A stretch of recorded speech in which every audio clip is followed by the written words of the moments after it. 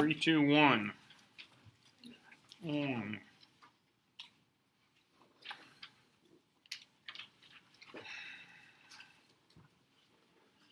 I think we got to here, didn't we? We did mesenteries, didn't we? Yeah, we got to this one right here. Okay, so this is the second lecture on digestion, although we really only spent a few minutes on it the other day, kind of getting started, and we did not record that. So I didn't say anything very exciting about the first 13 slides. But here we go on slide 14. Let's talk about the mesenteries. This is always kind of hard to explain because development is a hard thing for you guys to conceptualize when you haven't had any embryology and you haven't had really any understanding of it. But let's just draw kind of a picture of the body here, and this is just the cells of the body when they're starting out. And let's draw the tube down the middle, which we'll call the GI tract, kind of ran down the middle of you.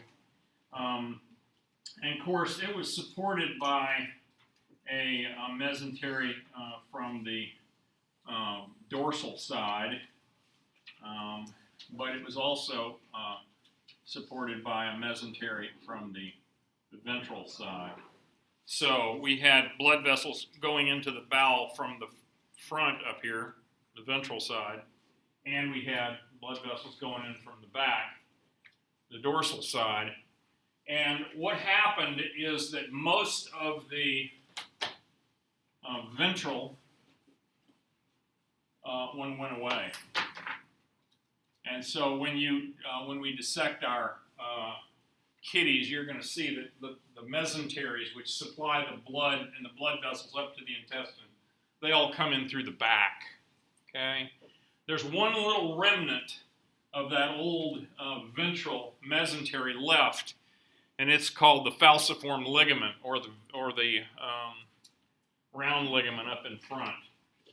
It hooks up to the liver, but it doesn't go down to the intestines at all. So just keep that in mind as you're reading about it. So we have a dorsal mesentery, which keeps us all going today. Our old ventral mesentery pretty much went away. It disappears except for the lesser omentum and the falciform ligament. So we'll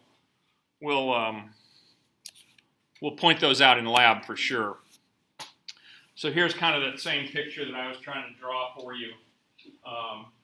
This is more complicated than my picture. Here's the neural tube up here. Here's the intestine. This is the abdominal cavity around here.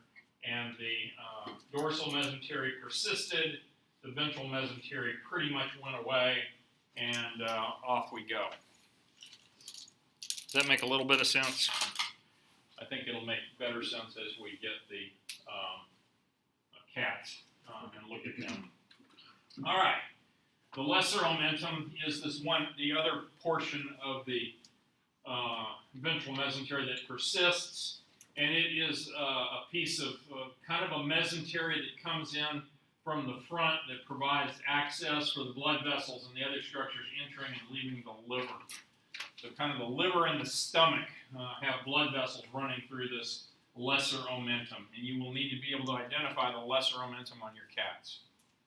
The falciform ligament is even more ventral, and it helps position the liver, and you'll see it as a little layer of tissue that runs down from the abdominal wall into the liver. Okay? Once again, see it in the lab.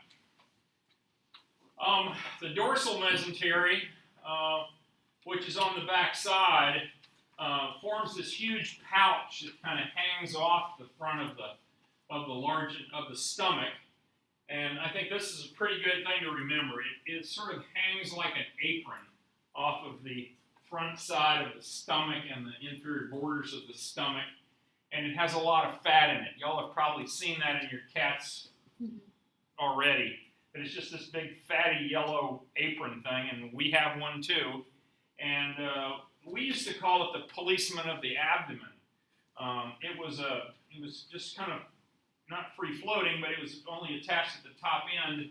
And so if you had appendicitis, the omentum would tend to move down into the right lower quadrant to kind of wall off the appendix from the rest of the abdomen if the appendix was getting sick.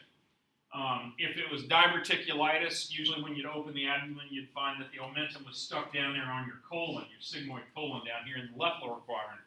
And if it was your gallbladder that was inflamed up in the right upper quadrant, the omentum would be stuck up there, trying to wall it off so that if it ruptured, it wouldn't contaminate your whole abdomen.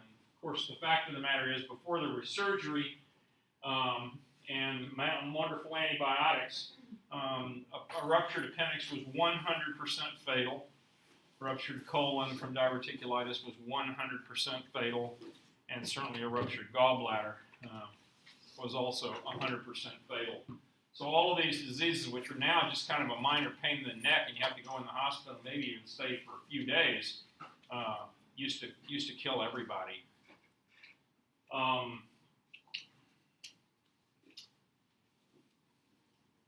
don't know how many of y'all have studied the Lewis and Clark expedition. The Lewis and Clark expedition in 1803, 4, or 5. You know, they left from Independence, Missouri, came up the Missouri River, came all the way out here to Astoria, Oregon, spent the winter, and then went all the way back. They started with, I believe, 15 men, and they only lost one person in the whole trip, which is pretty amazing considering, you know, they traveled almost 5,000 miles. They went through a zillion different Indian territories and so forth. The only person they lost due to ruptured appendicitis, or at least they think that's what it was, because another story that just amazes me every time I think about it. Appendicitis, which is such a common disease now, you know, you get pain in your right lower quadrant, you go get a little operation through a little incision about that long and get your appendix out, no big deal. It was not even described as a disease until 1913. Nobody knew what the appendix was for. Nobody knew what appendicitis was, because the only time they ever operated on anybody was when they were dying of anything, because it was too risky to operate on people before 1913. And so, that's okay. So sure enough, nobody had ever operated on appendicitis before. It was just peritonitis. It was infection was spread throughout the abdomen. That's amazing to me. I think of all the kids that I operated on for appendicitis, and to think that every single one of them would have died a century earlier is kind of amazing, isn't it? So anyway, that adipose tissue in the greater omentum off the pain, that apron hanging off the front of the stomach, what does it do? Well, it conforms to the shapes of other organs. It pads and protects the surfaces, provides insulation to reduce heat loss, and stores fat, stores lipids. So what else does that do? The mesentery proper is this thick sheet from the back that comes up and carries the blood and everything to the guts, basically. And it's a pretty thick sheet. You'll see it very nicely in the lab. It holds the bowels, but yet it does allow them to move around a fair amount at the same time. It suspends all but the first 10 inches of the small intestine, which is actually the duodenum. We just need to show it to you in lab for you to kind of understand the mesentery proper. But basically, the mesentery proper is the main piece of mesentery that goes to the entire small intestine and most of the large intestine. We call the large intestine mesentery, we call it the mesocolon. I think I can go over those with a picture a lot faster and make more sense.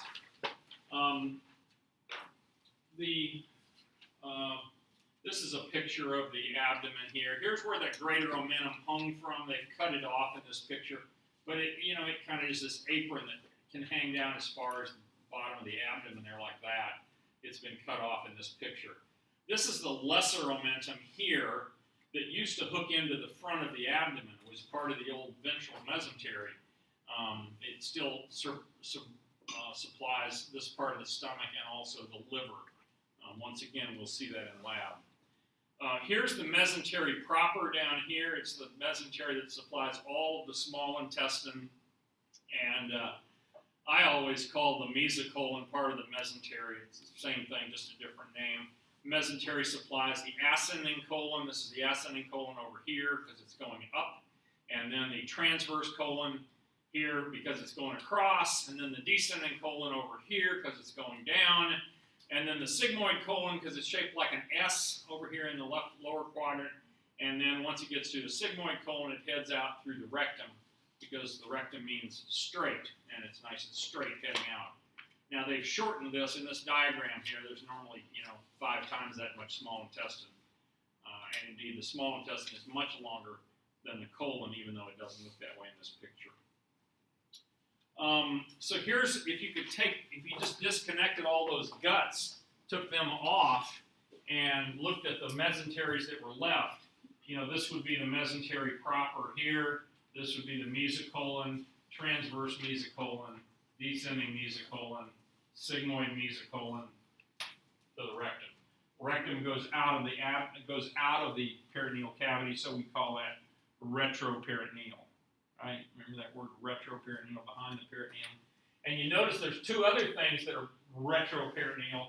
One of those is the pancreas here. The pancreas doesn't really live up in the abdomen. Now on the cats it kind of is, and certainly on the rats, if you remember that, it was. But in humans, it's pretty much back there against your backbone, and it is retroperitoneal, as illustrated in that picture right there. Notice also behind the peritoneum is the kidneys. 2 kidneys, and also the very first portion of the duodenum, which is illustrated right here. That's the duodenum you see. It's the first portion of the duodenum and the second portion of the duodenum are retroperitoneal. You should know that. If you look at it through a mid-sagittal view like this, cutting it down through the middle, here's the duodenum that I just mentioned back there, retroperitoneal. Here's the pancreas, it's back there, retroperitoneal. And also the bottom part of the rectum is retroperitoneal. The rectum goes out of the belly cavity to work its way out to the outside here at the anus.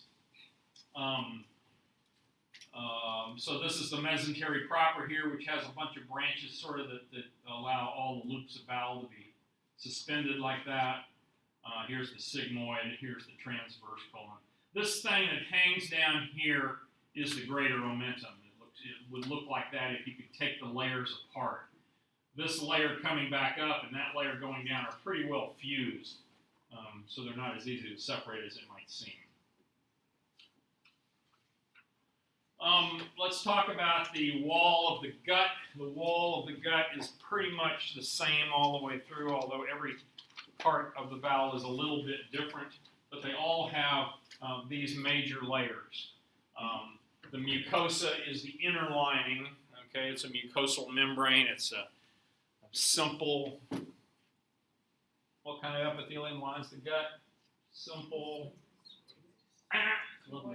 columnar, simple columnar, with a whole bunch of goblet cells on the mucosa. The submucosa is kind of the supporting tissues right underneath it that has all the blood vessels and all that jazz in it.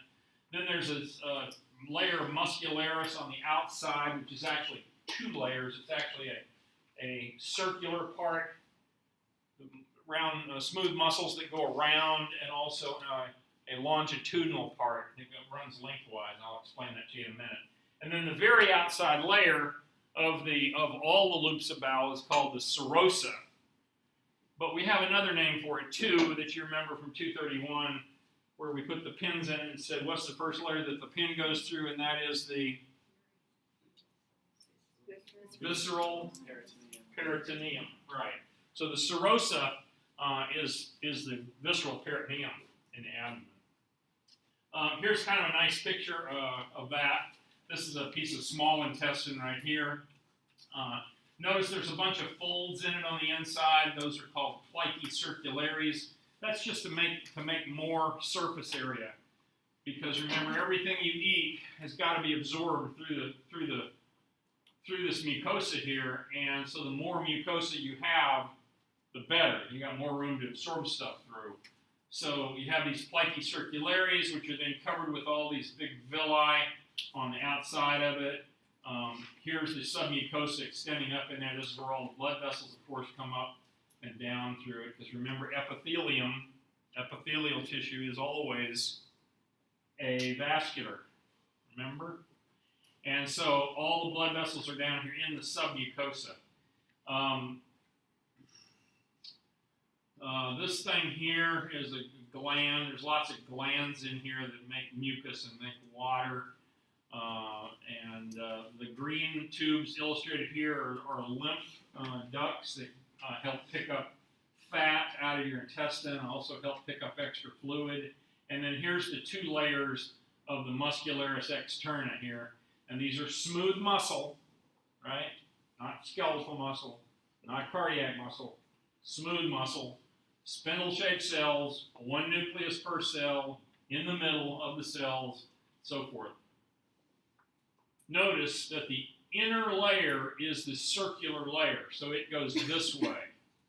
So see, it's illustrated here. The inner layer is circular, the outer layer is longitudinal, and all the fibers are oriented longitudinally. We're going to talk about why that's oriented like that, because that's what helps not only mix up your food, but also helps you propel things with peristalsis, push them on down the stream as your food passes through your intestinal system. On this picture here, this is kind of nice because it illustrates the mesentery here with the blood vessels coming in to them from the backside. So the mucosa is the inner lining of the digestive tract. It's a mucous membrane. It secretes a lot of mucus. It's moistened. It's slippery. It's not watery. It's thick. Enough said. The mucosal epithelium is either simple or stratified. The only place that it's stratified is in the mouth and the pharynx and the esophagus. Why is that? Well, when you first put stuff in your mouth, it hasn't been digested at all, so it can have sharp edges and things, and so you don't want it to scrape the inner linings of your bowel. And because you don't want it scraping things, there are significant mechanical stresses there, so it's lined by stratified squamous epithelium. Now, remember, stratified squamous epithelium is what skin is, right? But the difference in skin and this is that this is not cornified. It's not full of keratin. Remember, keratin is that protein that your skin cells make a lot of. That's what keeps your skin dry and leathery. So it's pretty tough. Yeah? So yesterday I was listening to the lecture and we were talking about the mucosa. So Yeah. last lecture my sister was like, is that why magicians could put a sword in without hurting? Is it? And No, I think that's just because magicians have figured out how to straighten out their esophagus and get it all lined up just right. I thought it was because It of that. has to do with the way they hold their head and neck, really. Yeah. Good question, though. So once it gets down, it's stratified squamous down to the bottom of the esophagus. And right at the bottom of the esophagus, at what we call the GE junction, the gastroesophageal junction, it changes. It becomes simple columnar epithelium with mucus glands, and it continues as simple columnar all the way through until the anus, right, the very last little inch or two of your butt. The digestive endothelium, one of the other things it has is that it has lots of these endocrine cells. They call them enteroendocrine. Entero means intestine, obviously, and endocrine means that they make hormones, right? What's the real definition of an endocrine gland? It secretes onto an epithelial surface. No. Endocrine. I'm sorry. No ducts. Exocrine. No ducts. That's right. Endocrine means no ducts. Exocrine has ducts. That's Okay. what I meant. So these are all. A lot of these cells here are scattered amongst the digestive epithelium, and they just make hormones that then circulate around in you. A lot of these hormones, we'll talk about some of them. They help coordinate the activities of our digestive tract. I'll get back to them. So there's lots of folding that goes on. There's longitudinal folds, and then there's these permanent transverse folds that I showed you in before. Now the longitudinal folds, the main place I think of them is in the stomach, because when we used to go into the stomach with the endoscope, it's got a bright light on it, and it's got air, and it's got suction on it. So you'd go out of the esophagus, and of course the esophagus is always kind of squeezing down around the end of your endoscope. And once you got into the stomach, it was still kind of collapsed down because it was empty. We hadn't had the patients eat anything for a few hours. But then you'd start putting some air in the stomach, and as you would expand it with a little air, you would see these longitudinal ridges of extra mucosa. And then as you filled it completely up with air, you could fill the stomach up, so it was big as a football practically, and then look around in it really easy because it's wide open. But those longitudinal folds will disappear as the intestine fills up. The lamina propria is that little submucosal area that I just mentioned to you. It has areolar tissue, contains blood vessels, nerves, lymphatics, smooth muscle cells, scattered areas of lymphoid tissue. Remember that. We're going to find that there's certain areas of the small intestine especially that have huge collections of lymph nodes, lymph tissue in the wall of the intestine.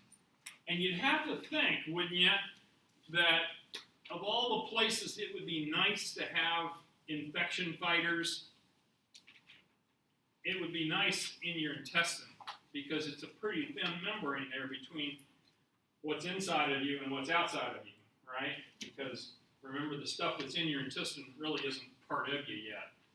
So it's a good place to have that, and we'll talk about that more when we get to it. The muscularis mucosa is this very narrow band of smooth muscle that's right up there in the lamina propria. It's so small, it's just not a big deal. Remember, the muscularis mucosa is very, very thin. We didn't really usually sew it together. There was nothing to sew the muscularis mucosa.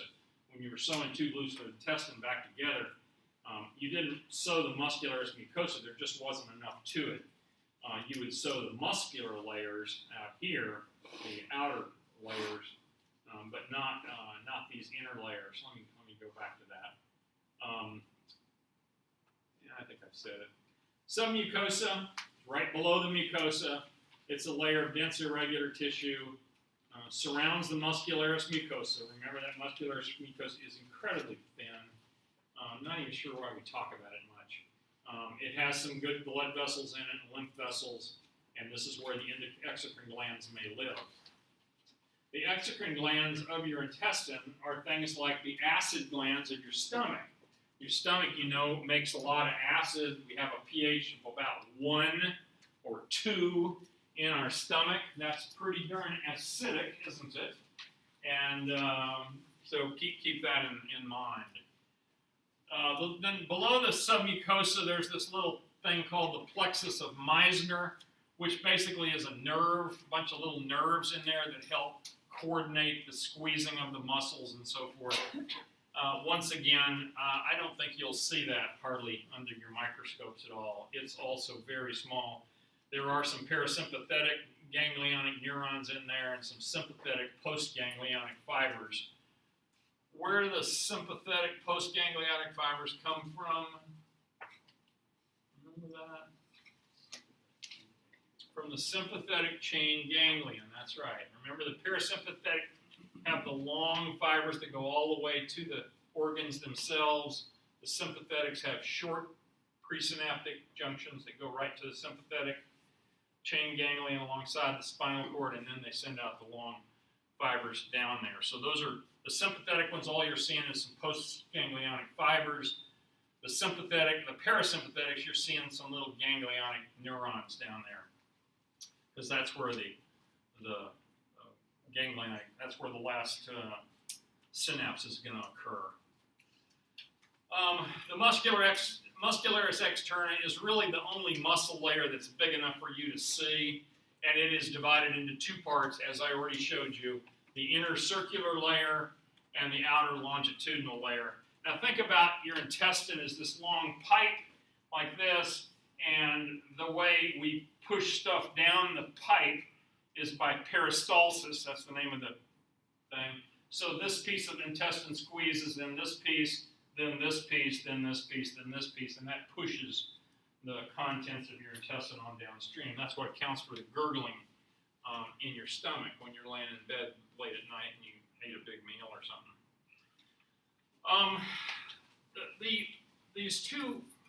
These muscles are involved in two things. One of it is the movement of things down the stream, like I just indicated, but it's also involved in the mechanical processing of the food. In other words, it's got to get mixed up and softened and wet, really wet. And most of that has already happened up in the stomach, but once it starts down the intestine, we do a lot of this. This squeezes, and then this squeezes, and then this squeezes, and then this squeezes. And basically what that's doing is just moving the fluid in your intestines back and forth, so that the juice that's in it's in the middle of the gut is constantly being exposed to different parts of the mucosa where it can absorb the stuff out of it. And it's a pretty efficient system because, you know, if you eat some carbohydrates, it's 100% absorbed by the time it gets through you. So this mechanical processing and movement, sloshing things back and forth is also very effective.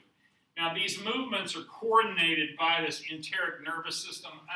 I think this is a very nebulous thing. There's not any anatomy to this. You can't really see where the neurons or where the ganglions are or anything. Just know that it's kind of all works together, and all these nerves kind of work together to make the stuff move back and forth, mainly down through the intestine. I would just leave it at that. Most of our guts run on the parasympathetic nervous system. Remember, rest and digest, parasympathetic. So sure enough, most of the ENS, this nervous system of the gut, is primarily parasympathetic. There are some sympathetic fibers, but not much. Obviously, sympathetic fibers are going to make the bowels stop, right? Fight or flight. We don't want to be chasing a tiger and digesting our food at the same time. We want to save all our energy to fight or flight the tiger, right? All right, I'm going to leave that as it is. The serosa is the outside covering. It's really the toughest layer. There's a couple of places that don't have a serosa, though. Why would they not have a serosa? The only reason to not have a serosa is if you don't live in the abdomen. If you don't live in the peritoneal cavity and you don't have that layer of peritoneum over you. So what pieces of the bowel don't have an peritoneum over them? Well, basically, it's your mouth, it's your pharynx, it's your esophagus. Your esophagus is running through your chest, right? Not through the pleura, but through the back of the mediastinum back there. There is no serosa to it. And then the last little part of the rectum, as it's heading out of you, it also does not have a serosa. Okay, so keep that in mind. You have serosa basically from the start of the stomach to almost till the end of the rectum. And the rectum is because it's a retroperitoneum. Correct, because it's outside of the abdomen, right. Where you don't have serosa, you have this stuff called adventitia. And that's a word you ought to know. Adventitia is nothing but a very dense sheath of collagen fibers. It's a loose, I want to say it's a loose connective tissue, but it's really so much more than that. It's more like a dense connective tissue on the outside of the esophagus and those other organs that we just mentioned.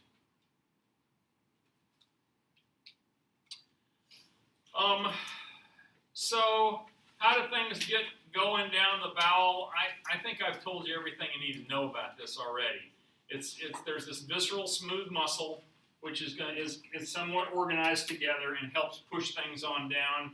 It's kind of a spontaneous depolarization that goes. Your brain doesn't send messages like a pacemaker. Says, okay, contract a little more, that sort of thing. A lot of it is pretty much just rhythmic contraction. Pacemaker cells or pace setter cells, I don't know what they are. I don't know where they're found. Obviously, they're found in the layers of the muscle, but I think that's malarkey. Peristalsis is this system of pushing a bolus of food on down the stream. I think I have a couple of pictures here. Peristalsis consists of these waves of muscular contractions that move a bolus of food or bolus of intestinal contents on down the length of the small intestine. How does it work? I'm going to illustrate that to you with my fingers.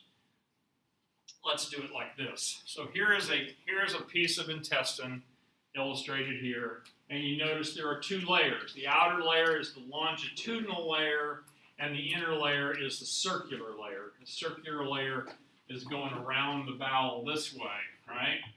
And longitudinal areas are going long like that. So the way that peristalsis works is that the inner layer, the circular layers, contract, and they make the bowel get smaller. And then what happens is the longitudinal layers contract and basically pulls the outer layer in the opposite direction. So it pulls that way, and then the inner circular layer contracts here, contracts there, contracts there, contracts there, and gradually this little bolus or piece of stool or whatever you want to call it gets pushed on downstream. Now, what this is really describing is movements in the small intestine. And just so you know, the small intestine never has solid stuff in it, like this. They're kind of showing you this just for illustration purposes. The small intestine is pure water, basically, in the small intestine. It's not until the fluid gets out of the small intestine, gets into the colon, and stays there a day or so and gets all the water reabsorbed out of it that it turns solid and starts to look like stool. Never thought about that. What is it that controls this? Well, a lot of it is controlled by these hormones that are released by the bowel along the different way. And there's these smooth muscle contraction, kind of self-pacing kind of fibers that work in the wall of the bowel. You guys have all been in the situation where you've gotten really nervous about something, and you're thinking, oh man, I'm worried about this, I'm worried about that, and suddenly you just got to get up and run to the bathroom, and if you don't get there pretty quick, things are coming out, whether you want them to or not. Well, that's what's going on right here. That's what we're talking about. So our brains, our nervous energy can control this, but most of it is controlled by just these kind of natural, in the moment kind of things, these reflexes. Let's talk about some reflexes, because we do have some that really do make this work. I'm not going to go into them in depth here. There's at least 18 hormones that are in your bowel that cause you to move things along faster or move them along slower or cause more acid to be secreted or cause more bile to be secreted or whatever. I am not going to make you learn 18 peptide hormones in the bowel. I am going to make you learn about 5 of them, I think. I think the number's 5. This is just a generalized diagram that shows things like these long reflexes that are related to stretching. If your bowel stretches because you got a bunch of food in it, then obviously it's going to propel things on downstream and work it on through to get it absorbed. Peristalsis, remember, is going to be controlled by the outer longitudinal layer and the inner circular layer of the externa, mucosa, and the muscularis externa. by the way, I didn't ever show you a picture of that muscularis mucosa. The muscularis mucosa, that really thin layer of muscle I mentioned. This is it right here. This is the tiny little thin layer that runs right along underneath the mucosa there. So that's one way that it's controlled by the brain, CNS up there. But then there's also some of this stimulates some of these secretory cells that then, and the pH inside the bowel can cause the release of some other hormones that can cause the release of other things in the bowel. And these enteroendocrine cells that I mentioned, all of those things working together control the passage of things through your intestine. I hope that makes some sense, but please don't worry about it in too much detail. I Yeah. have a question. So, for ulcerative colitis and Crohn's disease, Mhm. what exactly is getting attacked? Is it the bacteria or the cells, lymphatic system, or do they really know? Well, UC, ulcerative colitis, is strictly a mucosal disease, and ulcers form on the inner lining of the colon only. It does not occur in the small intestine. The other one, which is Crohn's disease, is or regional enteritis. It can affect both the colon and the small intestine. And we think they both have a autoimmune part to them, so that it's basically your body attacking your body, Right. and that's why they're treated with steroids a lot to cause you to quit fighting your own body so much. They're very difficult diseases to deal with. And I think there's new medicines coming out for both of them that are getting better and better, but they've really been a boogaboo, been a tough problem. Let's talk about, now we're going to go through the whole system from top to bottom, step by step. The comments that I've been making have been very general in nature.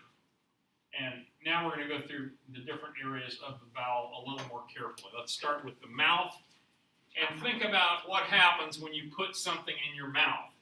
Well, the first thing is you feel it. The second thing is you taste it. And there's probably lots of stuff in your life you've put in your mouth and you spit out almost reflexly. Sometimes it's so bad you just got to get it out of there instantly. Well, that's pretty important, isn't it? Because those probably are not the sort of things you want to be swallowing. We then chew it up. We mash it back and forth. Our tongue moves it from side to side. Our palate works on it to move it around. And in the process, it gets lubricated. It mixes with mucus and the spit glands, the salivary glands, which we'll talk about in just a minute.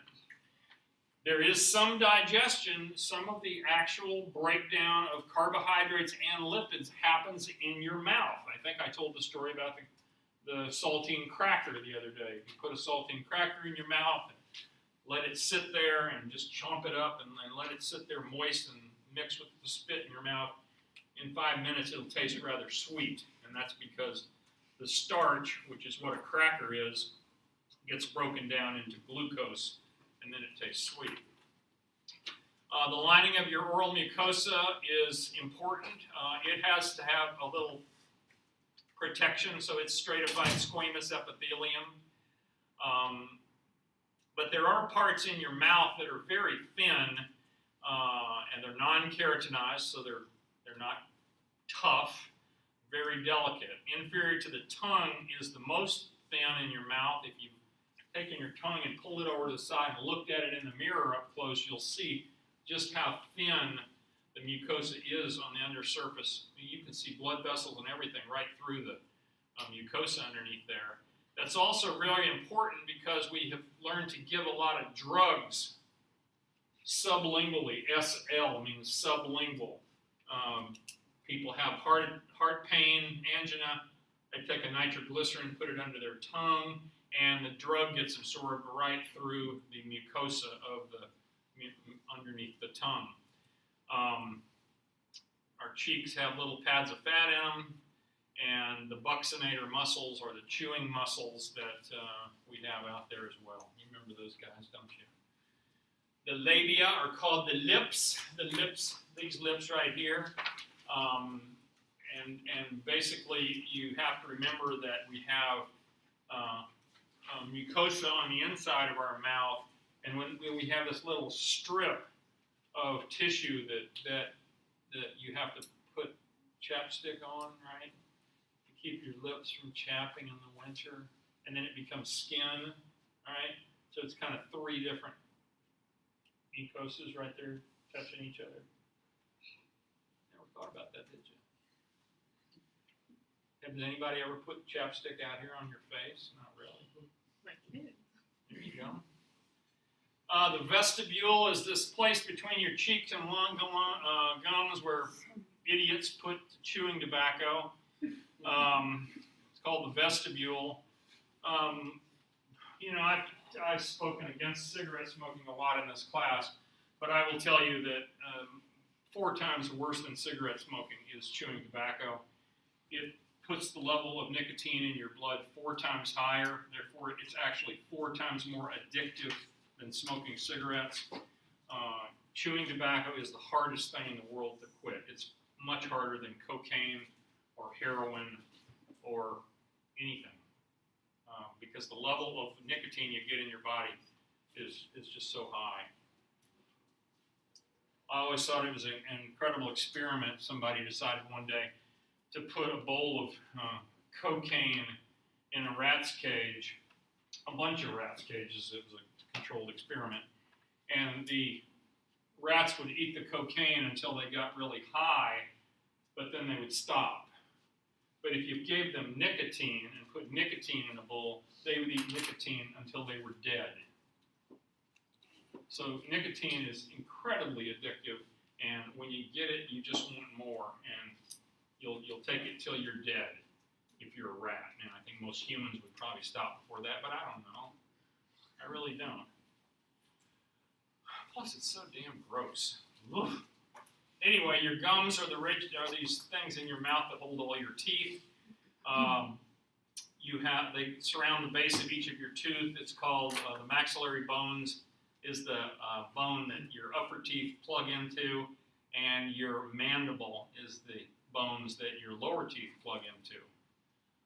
I have 2 teeth right here that are dental implants. These 2 teeth were knocked out of me one time when I was in the Navy, and they actually put them back in my head, and they lived about 10 years. They told me they'd probably only live about a year, but they lived about 10 years, and then they fell out, and I got these metal screws screwed way up into my maxilla, and then to those metal screws, once they healed in, then they screwed the tooth on. So these are both fake teeth in front, and they've lasted now for almost 20 years. So probably die with them. Hope I do. Did they do a root canal on your teeth when they put them Yeah. back in? Both of them. Because I had this one and this one knocked out, and I've had them for 12 years. Yeah. No, by 18 years. But they did a root canal on both of them. But that's their fear, that they'll fall out, or they'll get disease. Yeah. Well, that's what happened to mine. They lasted a lot of years, and then they came out, and then I had to have implants. But implant surgery was pretty new when I got it, which was 1990, 92, 93. Now, you've seen these ads on TV for One Choice or Clear Choice, where they'll actually jerk all your teeth out one day, go in and put all these implants up in there and screw all your teeth in all in one day and give you a new set of teeth. It's just amazing to me what they can do. Because they have these magic CAT scans that tell, scan your jaw and make sure you've got enough bone, because you have to have enough bone to screw the screws down into and screw the screws up into, and so forth. It's pretty wild. Whereas a porcelain crown takes 2 weeks. I just lost a crown, and it's going to take 2 weeks to replace it. Yeah. There are places that have like the lab in the place. Right. I know. They're a lot more expensive. Oh, Oh yeah. it's true. moving along here. So this is your little vestibule down here. The gingiva is your gums. That's what that word means. Your upper lip, and there's your lower lip. These are all the muscles of your tongue. Remember, they're all controlled by what nerve? What cranial nerve controls the tongue? Number hypoglossal. Number Hold on. 12.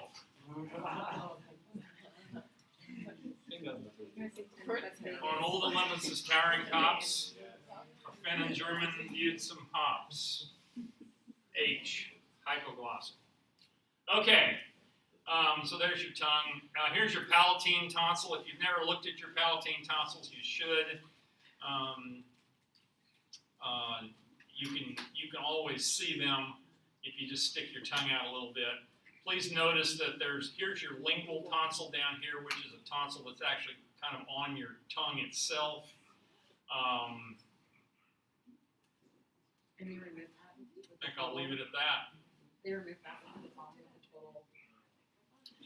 With a TNA, tonsillectomy and adenoidectomy. Yeah, there's one more tonsil that's kind of right up in here called a pharyngeal tonsil that I don't have listed on this picture here. It's on the model. And there's all three of those. It's on the top. Which is- Yeah, here it is. This is the adenoid. This is the pharyngeal tonsil up here. Which one is the palatine tonsil? Is the one that's usually removed, correct? That's the one you see. Yeah. Well, I don't know. You always get a T and A. You get a tonsillectomy and adenoidectomy. I do. So you get a T and A. Oh, and so they just leave the lingual. And you thought T and A was something else. It is. So yeah, here's your palatine tonsil that you can see in your mouth. It's just to the side of your uvula.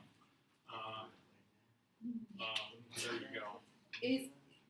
Are the lingual tonsils ever removed, or?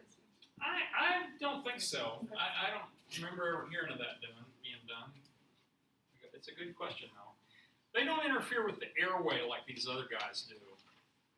The pharyngeal tonsils really, I know Josie, my granddaughter, had, she was having 2 or 3 episodes of tonsillitis a year, and we took her in, and I remember the dentist takes an oral surgeon who takes a little tiny bronchoscope and looks back in her throat, and then he kind of twists it to go up and look at her adenoids, and he could see it and see how big it was. And it was really kind of blocking her airway. She was a very noisy breather. She snored all the time. She didn't sleep well during the night, and she kept getting all this recurrent tonsillitis. So he recommends she get her tonsils out, and it's made a new kid out of her. I mean, she sleeps. She doesn't snore. She's the fastest runner in Washington County. And I'm guessing the sleep is more restful. Oh, I'm sure it is, yeah. As opposed to my buddy that I went to the duck game with. Oh, you missed that. You won't forget it, will you? Sleep apnea is bad stuff. A couple more things that we haven't talked about yet is this little thing down here called the lingual frenulum. That's the little thing that holds your tongue down. Kids that are tongue-tied have a real overgrown lingual frenulum, and you just kind of go in surgery and just clip it and loosens it up. They don't have their tongue tied to the bottom of their mouth any longer. And please notice, and you can see these on yourself too, if you look in the mirror with a bright light tonight, you can see the 2 openings on either side of your lingual frenulum right there, which is the openings of the submandibular glands. The submandibular glands live right down here. They're 2 of your spit glands, and they come up and dump out right there. That's the 2 that gleek, that will spit on you every now and then. We'll talk about them in a few minutes, I think. What does the tongue do? Well, it moves everything around. It's such an amazing organ, and I'll just leave it at that. But, we can chew if you take a bite of steak in your mouth and you chew it 6 or 8 times, you've probably got it completely broken down, because your tongue is so sensitive, it can assess which parts of that bite still have some tough stuff in it. Your tongue will move that piece of meat around one way or the other so that it's all chewed up really well. I just think it's amazing. Obviously, it measures the touch, the temperature, and taste of everything that you put in your mouth, which is important too. You do have some lingual lipase. Lingual lipase means basically tongue lipase. Lipase means it's an enzyme that breaks down fat, lipids, right. So we're going to be talking about a number of proteases and lipases and so forth as we go through the digestive tract here, but that's one of the first ones up here. The salivary glands, there are three pairs of them. Please do not feel like you have to memorize the differences in their properties, but you should know where each of them are and how they empty into your mouth. The first one is the parotid salivary glands. The parotid salivary glands live right here, and if you've ever had the mumps, that's where the mumps got its name from. It's a virus that used to infect people's parotid glands. Now it's hardly ever seen anymore because it's in the MMR, mumps, measles, rubella, and people don't get it. But it's a pretty big gland right here in your cheek, and the duct, it's an exocrine gland, so it's got a duct, and that duct goes through your cheek and comes right out here to the side of your mouth, and right alongside one of your molars back there, it empties into your mouth, right about there. Now, once in a while, people will used to come into the office and with pain in their parotid, and it was all swollen up, and they would form stones in that duct. And you could actually take their mouth and go like this and look in there, and you could actually see the stone right as it was trying to get out of the Stenson's duct. Stenson's duct is the name of the duct right there. It empties into the vestibule here beside the second molar. That's what I should say too. It's along the second molar. So it's right there, and you just kind of take a needle and knock that stone out, and then there's this outpouring of all this spit that comes out of their parotid gland, and they're all better very quickly. It's kind of a nice cure. People who get stones form in their salivary ducts, we usually just gave them hard candy, which makes you make more spit, and as long as you're making enough spit, then you don't form stones. So we would just tell them to suck on a peppermint or something every day, and that would pretty well take care of it. The second set of parotid glands is the sublingual salivary glands. Now these are very small. Sublingual means below the tongue, and if you go home tonight and kind of hold your tongue out to one side and look right there through that thin mucosa on the bottom of your tongue, you can actually see the glandular tissue right there under the mucosa. And these glands are pretty small, and it has these little things called Renvious ducts or rivinous ducts, sublingual ducts, and there's a whole bunch of holes on either side of the lingual frenulum. They're just 8 or 10 holes on either side. So these aren't the ones you gleek through. The sublingual salivary glands are not the ones you gleek with, but they do empty out right there along either side of the lingual frenulum in your mouth. The last third set is called the submandibular salivary glands, and just like it says, they're below the mandible down here. And I had a few patients that developed a tumor in their submandibular gland. We would operate on them through their neck down here and go in and take that one out. They sort of appear in the forward of the mouth, but really you see them right here.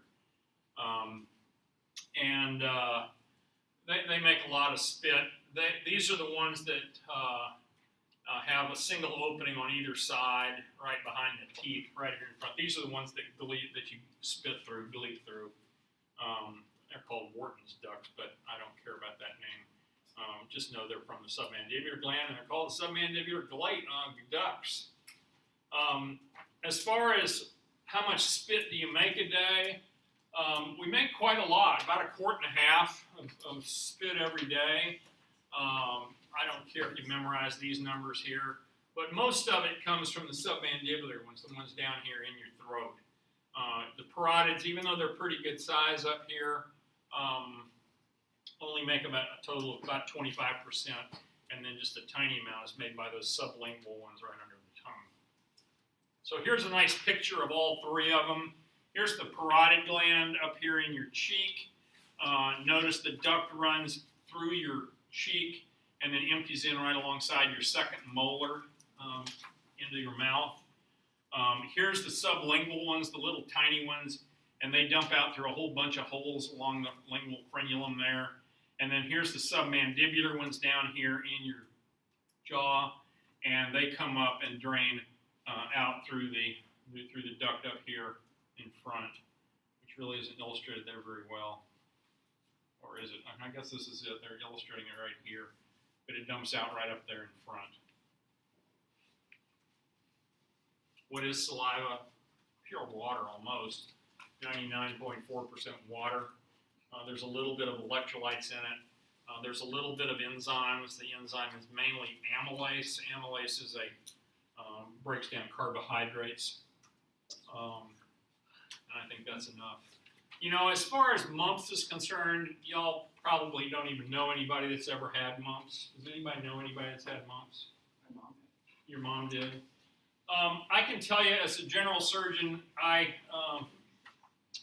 got the job of deciding whether a lot of men had a hernia or not, and examining their testicles and examining them down there. And I would say once a week, I would evaluate somebody who had a really shrunken up testicle on one side or the other. Sometimes both of their testicles were just the size of marbles. And I would always ask them, I say, what happened to your testicle? And they say, oh, I had the mumps. And that was the problem with the mumps, is yeah, it would affect you up here, and these glands would get big and swollen. But in most guys, in young boys, it would go down to their testicles, and their testicle would get all inflamed and swollen and get big and big and big, and then it would shrivel up and go away. And it was worthless to them. So it could cause it sterilize them? If it was involved both testicles. Yeah. If it just involved one, it didn't sterilize them. The problem is they had to go in the locker room when they got to like the 7th grade, and boys are terrible, you know. Hey, how you doing, one hung low, you know? And so what we would do is operate on them and put in a fake testicle in the other half of their scrotum, because they had nothing on that one side. If you catch it early when it's as a kid's going into puberty and stuff, you put in a fake testicle. And then sometimes you have to bring them back 5 years later and put in a bigger one as they grow up. But it's a big deal. And mumps, you know, it just kills me. You know, we have all these anti-vaxxers now, you know, that don't believe in vaccinations. And the reason they don't believe in the vaccinations is because they've never heard of or seen the diseases. But these were not good diseases. They were bad diseases. People got really sick from the mumps. It sterilized a lot of people. And I saw it every week. I mean, I really did. So it's nothing to be taken lightly. Anyway, what does saliva do? It lubricates your mouth, makes spit, allows you to spit things. It dissolves some chemicals, has your taste buds, remember they're right there in your mouth. Here's the salivary amylase, which is the first one that starts digesting the complex carbohydrates like that saltine cracker I mentioned. What controls your salivary secretions? Same old thing. It's, you know, autonomic. It's mostly parasympathetic. Parasympathetic is going to accelerate your secretions. So if you're in rest or digest, you're going to make a lot more spit. If you're in sympathetic, you're not going to make spit. You're going to save everything to fight the tiger, right? There are little spots in your brains called the salivatory nuclei. They live up in the medulla. So what? Let's not worry too much about how our brain tells us to make spit. Is that fair? Okay. For you dental hygienists in the crowd, this is the 10 minutes of all of A and P that we're gonna talk about the teeth.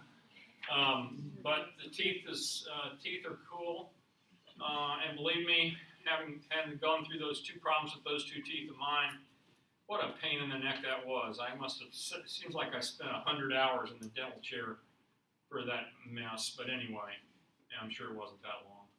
Chewing is called mastication. Remember we had some muscles that were called the masticator muscles. Dentin is the matrix of the bone. It does not have cells in it. I'm better off showing you a picture here in a minute. The middle of your teeth is called the pulp cavity, and that's where the blood vessels and nerves go up through the root canal. So when you get a root canal done, what that means is you chisel out all of the inside of your pulp cavity, take all of that out. Basically, it makes your tooth numb, because it's numb, it doesn't hurt anymore, supposedly. And I'll show you what that looks like here in a minute. The bottom of the tooth is called the root, and the root sits down into this little bony socket called an alveolus. We've got a lot of alveoli in our body, don't we?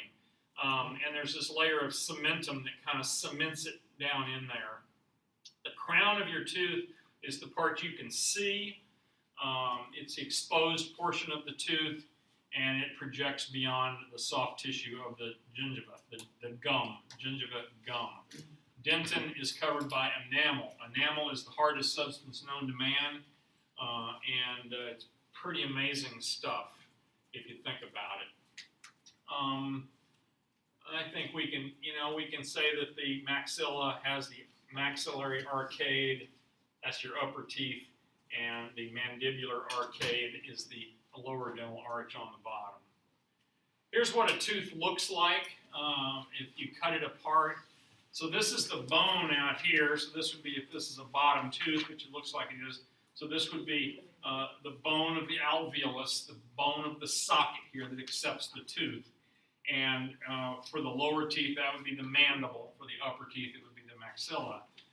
Notice that the vessels and the nerves come in from the bottom, come up through this root canal, up into the middle part of the tooth called the pulp cavity. Surrounding the pulp cavity is this material here, which is dentin, which has no cells in it. It's kind of like bone. And then on the outside of that is this layer of cementum that really cements them in place. That's easy enough. This is the enamel, the white up here on top. It's really the tough stuff that is good for a lifetime. It's really, really hard. From there up is called the crown, the neck, and the root. I don't know how important those are. So when I had my root canal, what that means is the dentist goes up here on top, numbs it all up first, drills a hole down here into your pulp cavity, and then he had these little tiny, tiny drill bits that are designed to clean out your pulp, clean everything out here. So all of these nerves and all of these arteries are just kind of ripped out. And he runs it up and down. It's really tiny, and cleans this all out, and then cleans all of this out up here, all of this out here. And then they usually pack it with something to just leave it hollow and empty for the rest of your life. That's what a root canal is. Root canals it's sort of an expensive procedure, I understand. I went to see the dentist one time. I'd been having pain in one of my teeth for about, I don't know, a couple of weeks. It was really hurting me.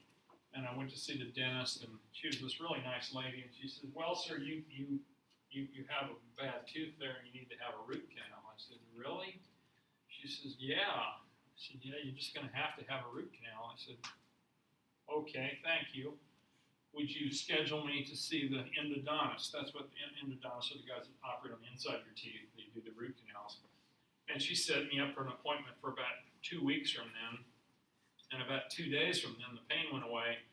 And that was about 12 years ago. I've never had a bit of pain since. So don't go jumping on it real fast if they tell you you need a root canal. Think, maybe I'll just check this out for a few days, and let's see if this doesn't just go away, because it certainly did in my case, and I've not had one bit of pain since. And I'm glad I didn't get a $2,000 root canal done in the meantime. Dental succession is kind of a cool thing. We basically are born with 2 sets of teeth in our mouth. Our baby teeth, which are called our primary dentition, or our deciduous teeth. What's a deciduous tree? It sheds its leaves. It's the one that sheds its leaves every year, as opposed to an evergreen, right? Well, these are our deciduous teeth, and they're going to fall out, just like those leaves are going to fall out.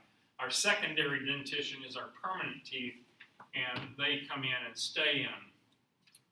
Deciduous teeth are also called primary teeth, milk teeth, baby teeth.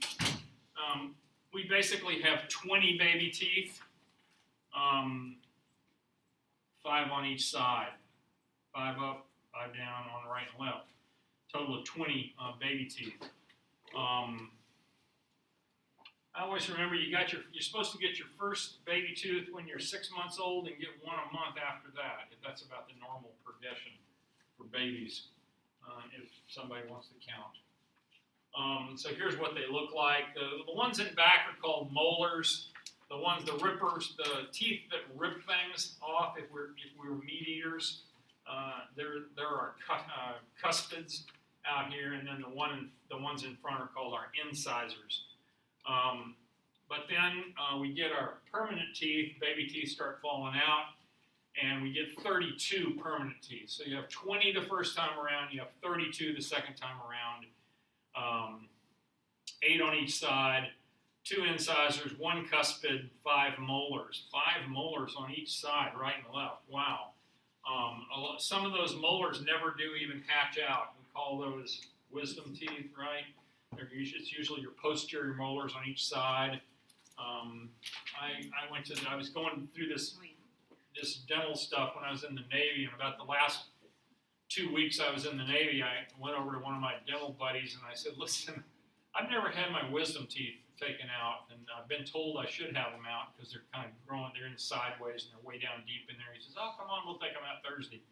And so I went over and he made me loopy and numbed it all up and took them out, and I spent 2 or 3 days on pain medicine. God, that thing hurt. And then it all got away. So that was my last act in the Navy, really. And that was in 1981. So there you go. There they are. Aren't they beautiful? I love this picture here because this shows you that when you're born, you have both sets of teeth. This is actually a child's skull. And all of these teeth down here you see haven't come out yet. These are your permanent teeth that are actually in your head. And these are all baby teeth that are in place up here, but they're all going to fall out. So this is a young kid who was killed for something, died from something. And they got his skull and made this really cool photograph of it. So does the area where the teeth are, does that just ossify after they? Yeah, after they erupt and come out, the area under it ossifies. But remember, they're going to have roots that are going to, the roots are going to develop. And so the roots on molars, are pretty good size. They go down in there pretty well. So, yeah.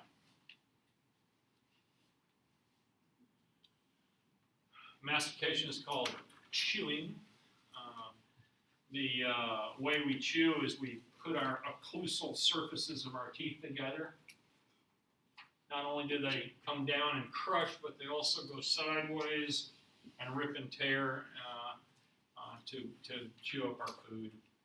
We have some lovely muscles of mastication that both close our jaws and rock our jaw from side to side. And I don't know if you remember these different motions when we were doing flexion, extension, and plantar flexion, dorsiflexion. And we mentioned these, but we said they just have to do with your jaws, and we don't really use them much. Well, here they are. Elevation, depression, protraction is putting your jaw out, your lower jaw out. Retraction is pulling it back in. Medial and lateral movement is back and forth from side to side. So we can really move our jaw around pretty good if we try, but we don't do it all that much.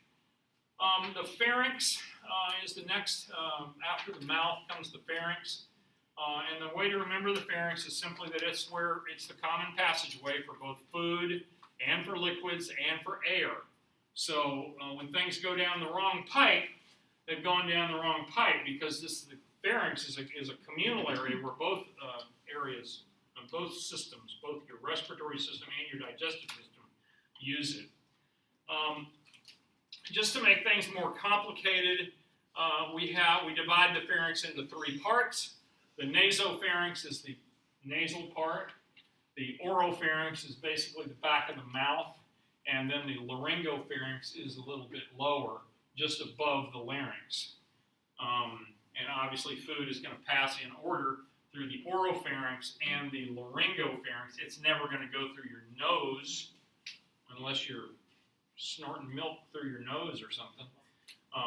But air is going to go through your nasopharynx, your oropharynx, and then your laryngopharynx, right? That makes sense? Y'all get that? The esophagus is a muscular tube. Remember, it doesn't have a serosa, so it just has an adventitia on the outside of it. It starts right up here behind the cricoid cartilage, and it's about 10 inches long. And I'll show you some x-rays. I've got a video of swallowing on x-ray, and you can actually watch somebody swallowing this stuff, and it goes down about this fast.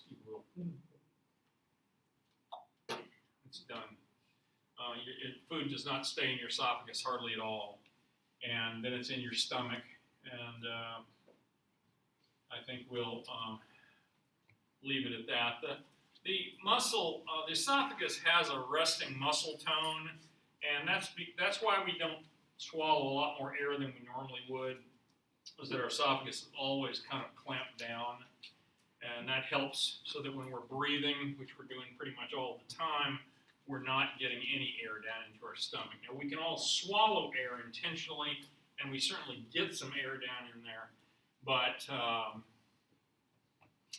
I think I'll just leave it at that. The histology of the esophagus, remember, it does not have a serosa. That's really the only point from this. It does have a mucosa and a submucosa, and it has a muscularis, but it doesn't have a serosa. So it only has 3 layers. The mucosa is keratinized and non-keratinized. In other words, it kind of gets leathery depending on how you eat and what you drink, I guess. It is a stratified squamous. There are large folds that extend the length of the esophagus that kind of point the way for the food down the way, I guess. The muscularis mucosa is that tiny little layer of muscle that, once again, is very small. The submucosa contains a number of esophageal glands, and they make a lot of mucus. You want your esophagus to be very greased up for when you swallow that bite of popcorn or something. Keep it from scraping you and allow it to get on down. Muscularis externa has the usual inner circular and the outer longitudinal layers. So here's a nice picture of the esophagus. The esophagus, you see, goes from here to there, and it has the normal. The outside is the longitudinal area. The inside is the circular area. Muscularis mucosa is right here in a little tiny layer. You really don't see it there. Here's the mucosa. You see it's all kind of folded up, and basically the esophagus stays collapsed pretty much all the time. Notice here that it's stratified squamous. That's what it always is. It's not usually cornified. This almost looks like it's keratinized and cornified a little bit right there, which would look like skin, but just know that your esophagus is pretty tough and it gets beat up from things we swallow. Swallowing is called deglutition. That's a word you ought to know, deglutition. We can voluntarily decide to swallow. Once we start the swallow, everything else proceeds on from that point.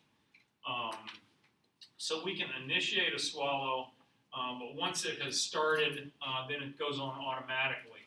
So if you start it, then not only does your larynx lift up, closes off your esophagus, but this contraction ring starts and pushes everything on down, and you can't stop it.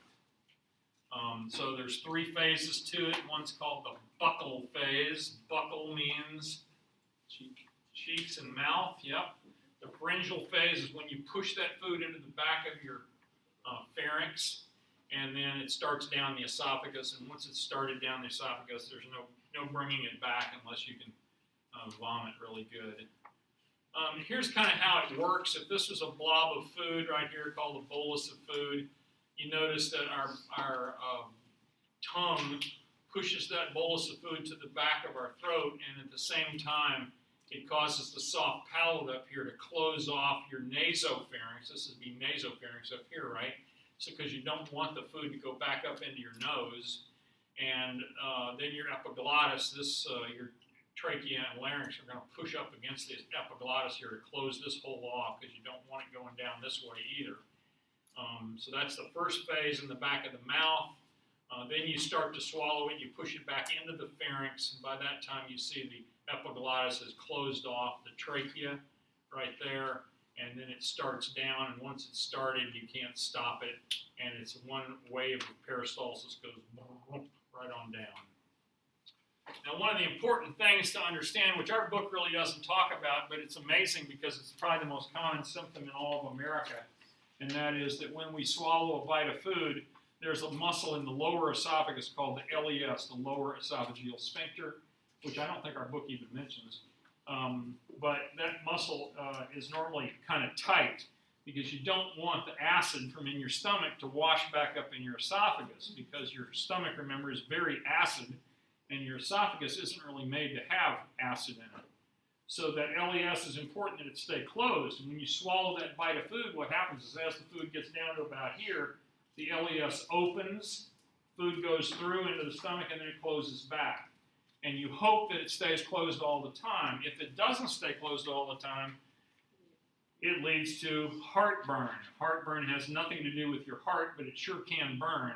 But it's basically acid washing back up into your lower esophagus, which can burn the inside of your esophagus and actually can cause you cancer of your lower esophagus.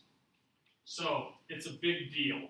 Lots of medicines. I remember when I started practicing, we didn't have any very good medicines. All we had was a medicine called Tagamet, which would make your stomach quit making so much acid. And obviously if there wasn't as much acid in the stomach, it didn't hurt as much when it came back up. But then we got another one called Reglan, and finally now we have all these fancy medicines that are just fabulous because not only do they make the acid go away in your stomach, but they increase the pressure in your LES so that food doesn't wash back up there again. And I'm trying to think of the names of a few of them, but I can't. What's the hiatal hernia? Does that affect the A hiatal hernia is just a little hernia where your stomach herniates up into your chest. It really is. It doesn't. Okay. It doesn't matter if you have a hiatal hernia. The thing that matters is whether or not you have acid reflux, whether you have acid washing back up. I want to stop right here. Let's stop right here at the beginning of the stomach.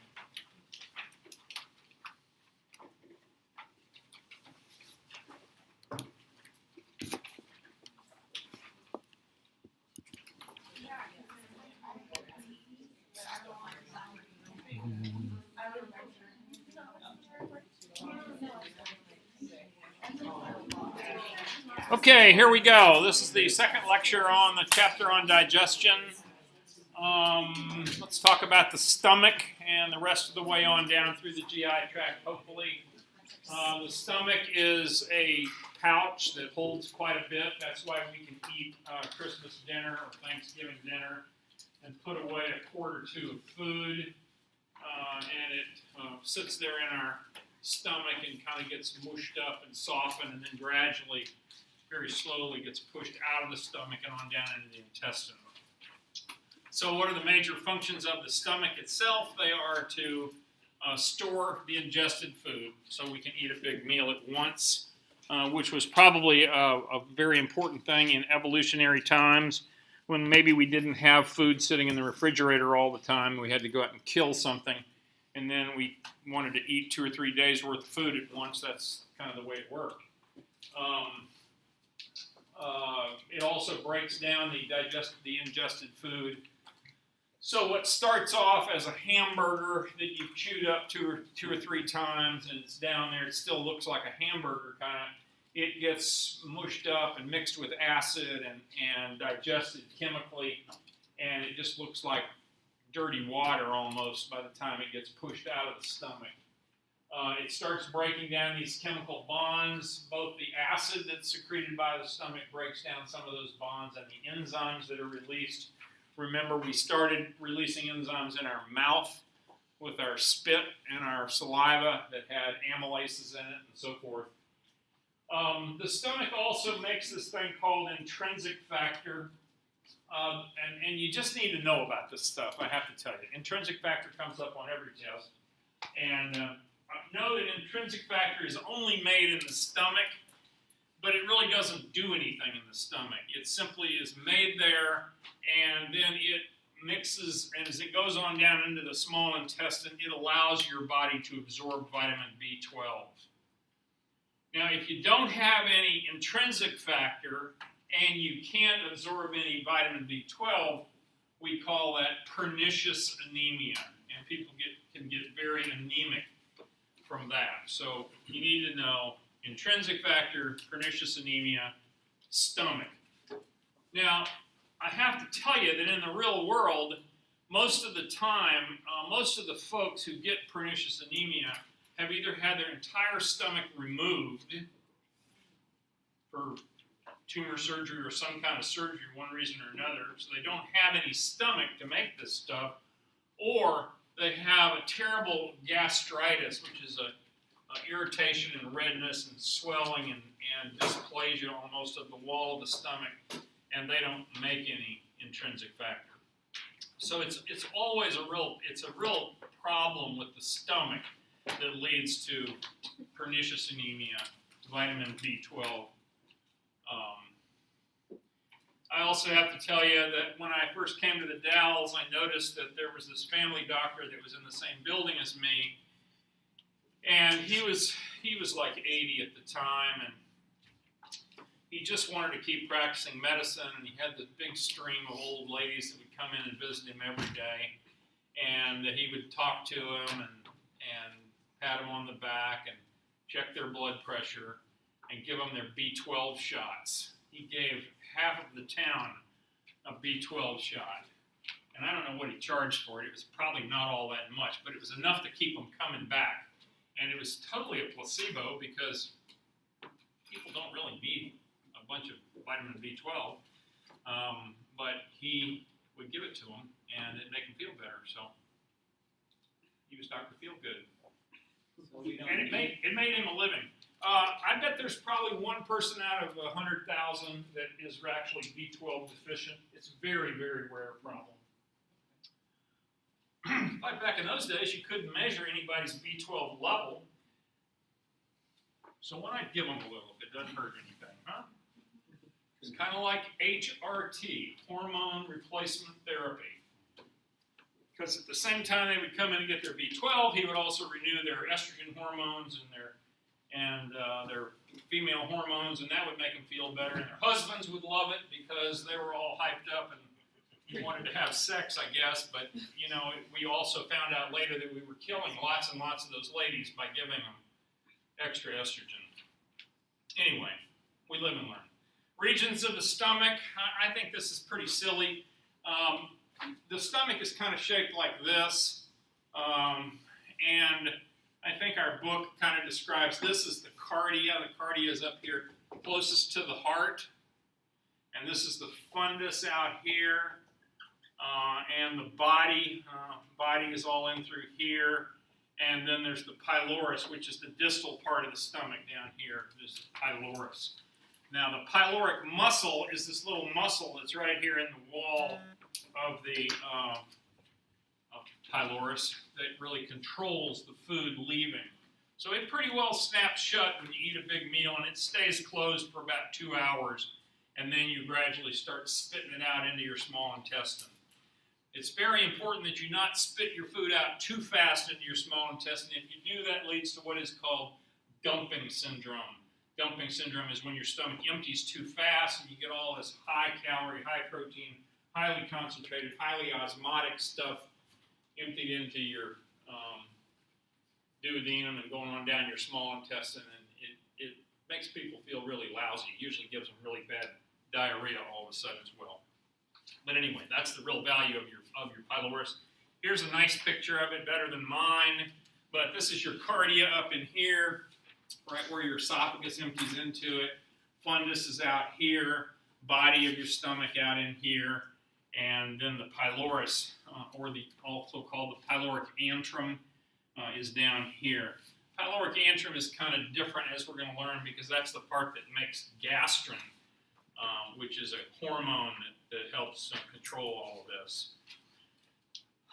This is the lesser curvature over here on this side, for obvious reasons. This is the greater curvature on this side.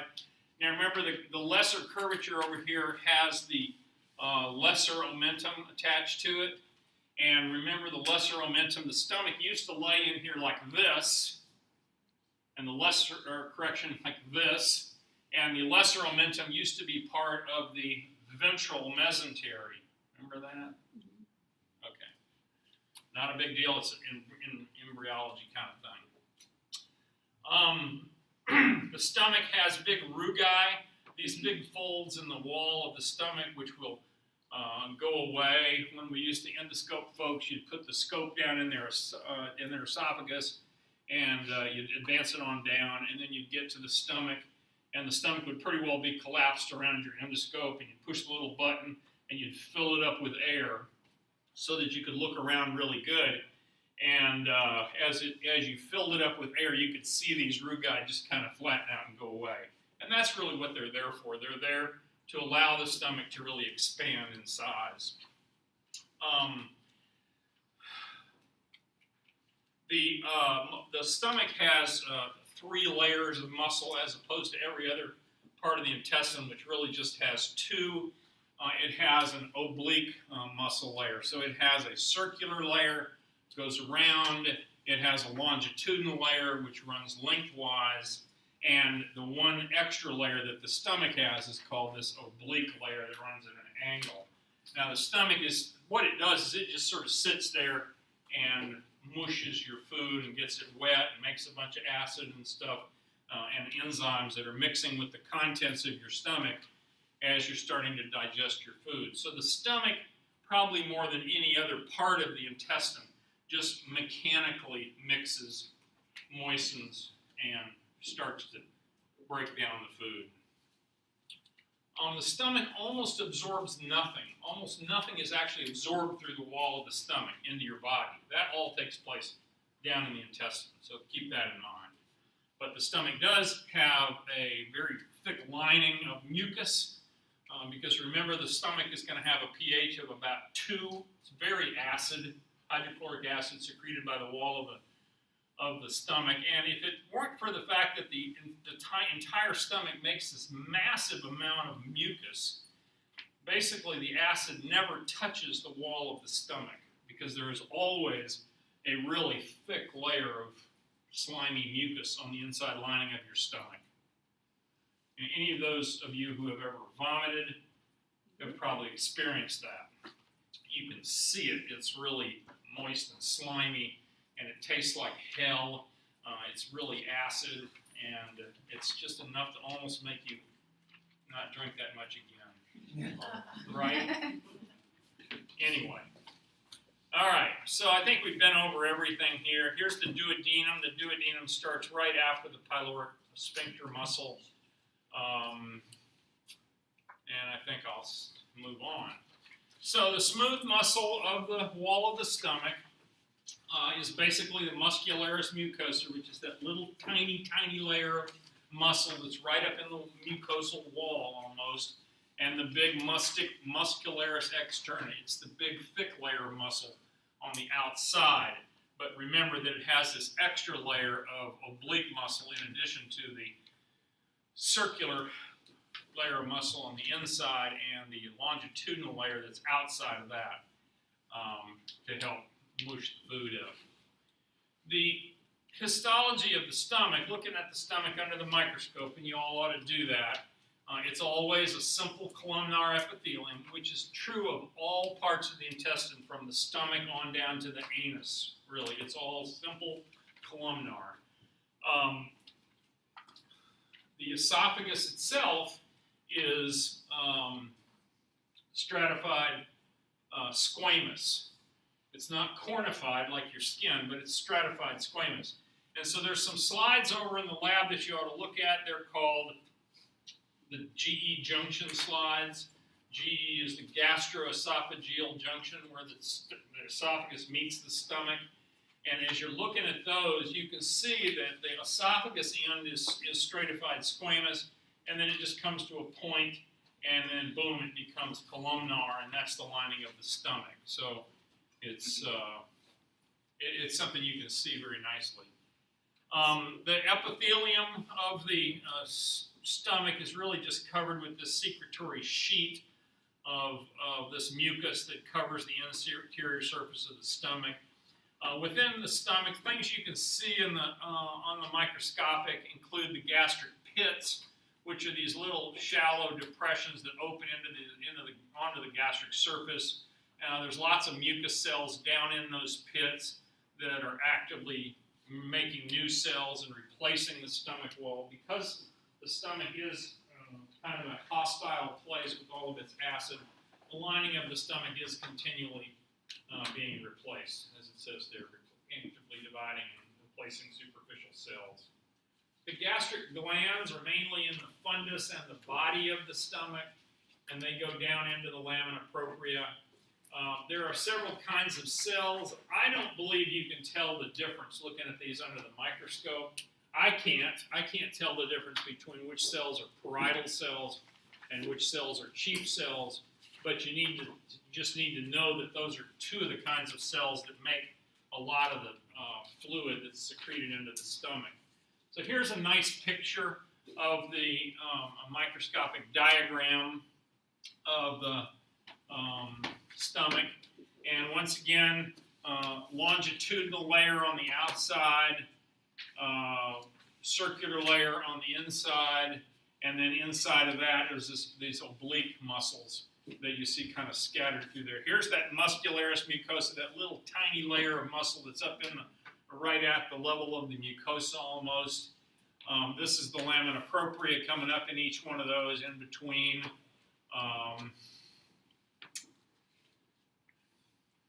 Blood vessels, lymphatic vessels.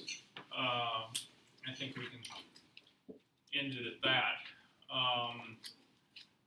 So these things here are what we call the gastric pits, these big places where it drops down in there. And indeed, we're going to learn here in a second that these glands and these special cells are down there in the bottom of it. This is a nice up-closer diagram that shows chief cells, and chief cells are only called chief cells because they're more common down in here. And then there's also these G cells or gastrin cells that live down in there as well. We'll talk about what they all make in a minute. I think that's all I need to say about that. The parietal cells, you should know, are the ones that make that intrinsic factor that I talked about that is going to help you absorb the vitamin B12 on downstream. The parietal cells also make hydrochloric acid. Please don't get confused by this because both the chief cells and the parietal cells make hydrochloric acid. Both of them do. But the parietal cells make the intrinsic factor. The chief cells make pepsinogen. Pepsinogen. Pepsin breaks down peptides, which are proteins. So pepsinogen is one of the enzymes that you need to be aware of, and it's just know that it's a enzyme that breaks down proteins, peptides. When it says pepsinogen, it's inactive. Once it's secreted out into the stomach, it meets up with all the other stuff that's out there, and it turns into pepsin. pepsin is actually the active enzyme. Okay, pepsinogen is the inactive proenzyme or pre-enzyme, sort of. Does that make sense? How does the body make hydrochloric acid? Well, it's complicated. It's not that complicated, but I just want to show you this, and I think you should study this on your own. I think this is not something I can present to you in a minute and a half. But this is a picture of the wall of the stomach right here. These are the parietal cells here in the wall. This is the interstitial fluid, so this is on the inside, and this is the lumen of the lumen of the stomach out here. This is where it's all the acid is. So sure enough, you can see here that we've got H and Cl being secreted out here. That's hydrochloric acid, HCl, is being secreted out here into the lumen, which is going to make it very acidy. And notice, because this has got a yellow dot right there, that is active transport. So these cells here are actively pumping the hydrochloric acid out. Now, if you pump hydrochloric acid out, you got to save something else, right, to keep everything in balance. And so you notice on the other side over here that there's this process called counter transport going on. And basically what we're doing here is we're pushing chloride into the cells from the interstitial fluid, and we are pumping out bicarb. HCO3 is bicarb, which is an alkali, right? So if you're pulling enough alkali out so that you have acid to secrete, that creates what is called an alkaline tide. Alkaline tide from the stomach. From the wall of the stomach on the outside, you've got this alkaline tide, which can actually make you alkalotic. If you secrete enough acid into your stomach, your body can become alkalotic from this alkaline tide here. I think I'll just kind of leave it at that. Tell you that the red lines are just interstitial diffusion. The blue lines are going the other way, obviously, and are basically counter transport is what's happening over here, as opposed to the active transport, which is going over there. So please read through that segment real quick. It's not tough. Just be sure you understand it. Pepsinogen is converted by, once it's exposed to the hydrochloric acid out in the stomach, it's turned into pepsin. And pepsin, as I said a few minutes ago, is the active proteolytic enzyme. Proteolytic means protein lysis, tearing down proteins into amino acids so that we can use them. We can absorb them. We can't absorb a chunk of hamburger across the wall of our intestines, but we can break it down to smaller things like amino acids and monosaccharides, disaccharides, and then absorb it. Pyloric glands are located right down there in the pylorus. They make a lot of this mucus. They also secrete gastrin, as I mentioned before. Gastrin is a hormone that's released by the wall of the stomach, and it causes the stomach to make more acid. Now, we always learned that gastrin was basically caused by the stomach being stretched open. Okay, so you stretch the stomach open when you eat a meal and it fills up a little bit. It causes the release of a lot of gastrin. The gastrin then makes the stomach make more acid, which then breaks down the food. Okay? Also, down here you have these D cells, which release somatostatin. And a somatostatin is just kind of the opposite of gastrin. So after a while, after you've been eating a while and your stomach's been filling up and you've been making lots of acid and more gastrin, which then causes more release of more acid, eventually you get to the point where you want to stop it and you start releasing more somatostatin, and that slows down the secretion of acid. And about that time, you're starting to push the food on out of your stomach.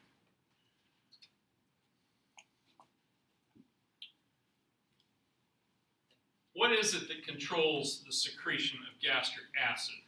Well, it's several things, and this is this is kind of important to understand that there's several phases of gastric activity and acidity.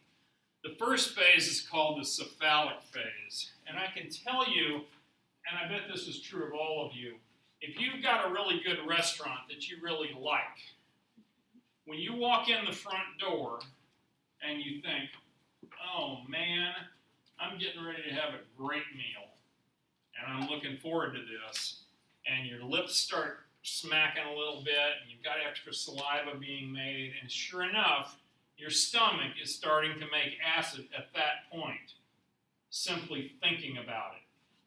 So it's coming from your brain, which is in your head, which is in your cephalad direction, from that end of you, right? Cephalic phase is you thinking about it.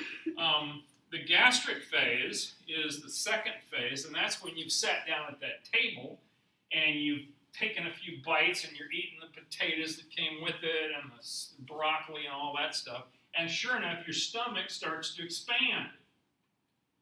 And the expansion of your stomach causes the release of gastrin, which I just mentioned, and that's caused by the gastric phase. The stomach expanding causes the further release, the second phase of gastric activity and release of acid.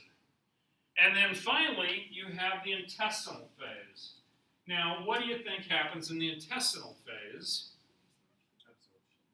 Well, you're starting to push the food out of the stomach. Pyloric muscle is starting to open up. You're starting to let that food go on down into the intestine. And what do you think the intestine is going to say? It's going to say, whoa, stop. We got food coming down. You don't need any more acid up there anymore, right? You've got enough acid to digest the food, so stop. So indeed, the intestinal phase is when you start slowing things down. You with me so far? Okay.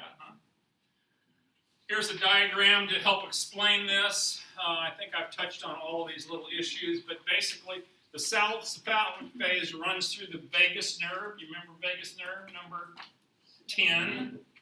And vagus nerve is the one that brings all of that parasympathetic stuff down. Almost 95% of all of our parasympathetic outflow comes through the vagus nerve. Goes to all the intestines.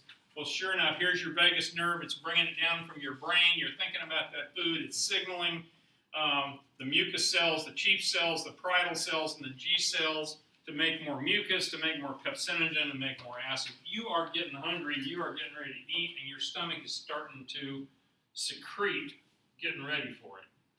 Okay? That's the cephalic phase. And really, the key is simply that it all comes down through the vagus nerve. Now, back in the day, in the first half of my surgical training, we used to do a lot of operations for ulcer disease. I mean, a lot. It was not unusual sometimes to go in the intensive care unit and there was 4 guys laying around in the ICU that were barfing blood from ulcers in their stomach. And we would give them Maalox and try to dilute all that acid. But then we would do surgery on them, and one of the operations, the most common operation we did was a vagotomy. We would cut the vagus nerve right up here at the esophagus, and you'd cut it so that you would eliminate this whole cephalic phase. Once you had your vagus nerve cut, you had no more stimulation of these mucus cells, chief cells, parietal cells, and G cells to make more acid, which was killing these guys because it was burning a hole in the wall of their stomach. At least we thought. We thought ulcers were caused by too much acid. Vagus. Step 2 is caused by the gastric phase, which is caused by the expansion of the stomach, the stretching of the wall of the stomach. And so sure enough, you've got these submucosal and myenteric nerve plexuses in the wall of the stomach, which causes these mucus cells, chief cells, parietal cells, and G cells to be stimulated further. It also causes the release of a lot of gastrin, and then the gastrin is a hormone. Gastrin is a hormone, and it comes back and causes the chief cells to make more, and it causes more motion of the stomach, more mixing, and so forth. So this is all caused by the stretching of the wall of the stomach, the gastric phase of gastric secretion. Final phase is called the intestinal phase, as I said. So now what happens is you've got food moving down here, and as it gets down here, the duodenum starts to stretch a little bit, and it starts sending inhibition signals. That's what these things mean, inhibition. It sends inhibition signals back here, and it says, chief cells, stop. Parietal cells, stop. Peristalsis, stop. Let's quit making acid. We have done our job. We have digested that food. Now we're pushing it on down.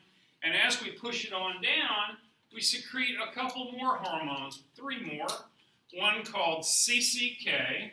You need to know about CCK. CCK stands for cholecystokinin. Cholecystokinin. What do you think that means? Is that your gallbladder? Gallbladder, exactly right. A cholecystectomy is removing a gallbladder. So when it says chole, you know it's relating to the biliary tree and to the gallbladder. So it releases cholecystokinin, which says, hey, stop everything. We're getting food on down into the duodenum.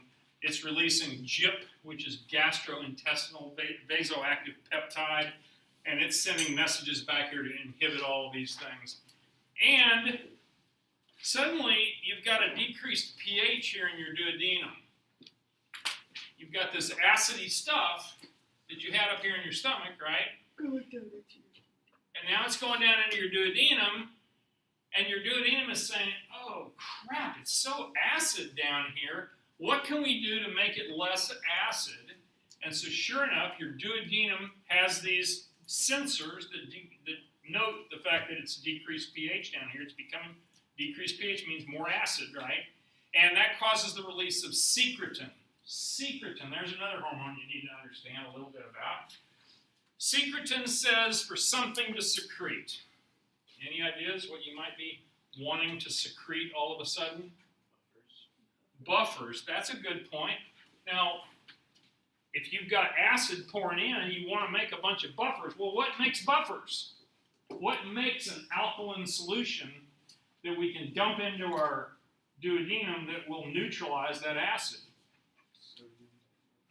Well, it's sodium bicarb, that's a lot of it. But what organ makes this stuff?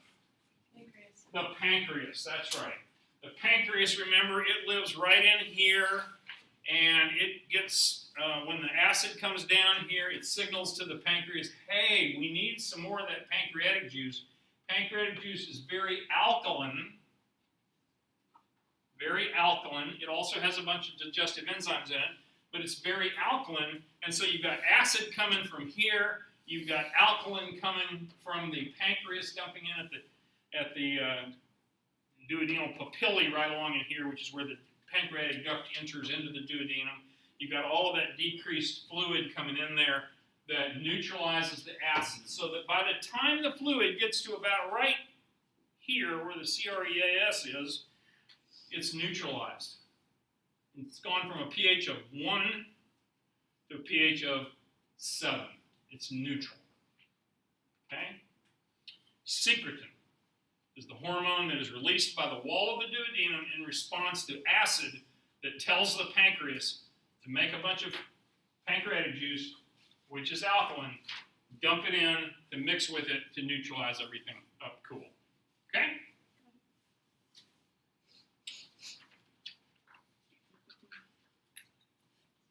I think I've said everything that's on that slide, but I'm not willing to read it either. Okay. I should take that slide out. So, I've said that really there isn't a whole lot of absorption at all in the stomach. The stomach performs this preliminary digestion. You've got some pepsin mixing with it that's starting to break down some of these proteins. You've got some digestion of carbohydrates caused by the salivary amylases, the carbohydrate enzymes that are from the mouth. And you've also got some lipids being broken down. here in the stomach by this lipase, which was secreted by your by the lingual salivary glands. Question? What about oral medications? If they're not, you said something doesn't absorb anything. Again, not that Anadol is absorbed in the stomach. Most drugs are not absorbed in the stomach. They're also passed on through into the intestine where they get absorbed. Yeah. Now, there's a few exceptions. Obviously, nitroglycerin, you put it under your tongue, it's absorbed right through the mucosa of your... But I can't think of much of anything that's absorbed through the wall of the stomach itself. Yeah. I'm a little confused about B12 because, like, at home I have sublingual B12 vitamins, Really? and I wonder if they're digested in the stomach. How does that? Well, if there's sublingual. No, they just... No, I mean lower. Then how does it re-enter? I don't know. Okay. I don't know the answer to that.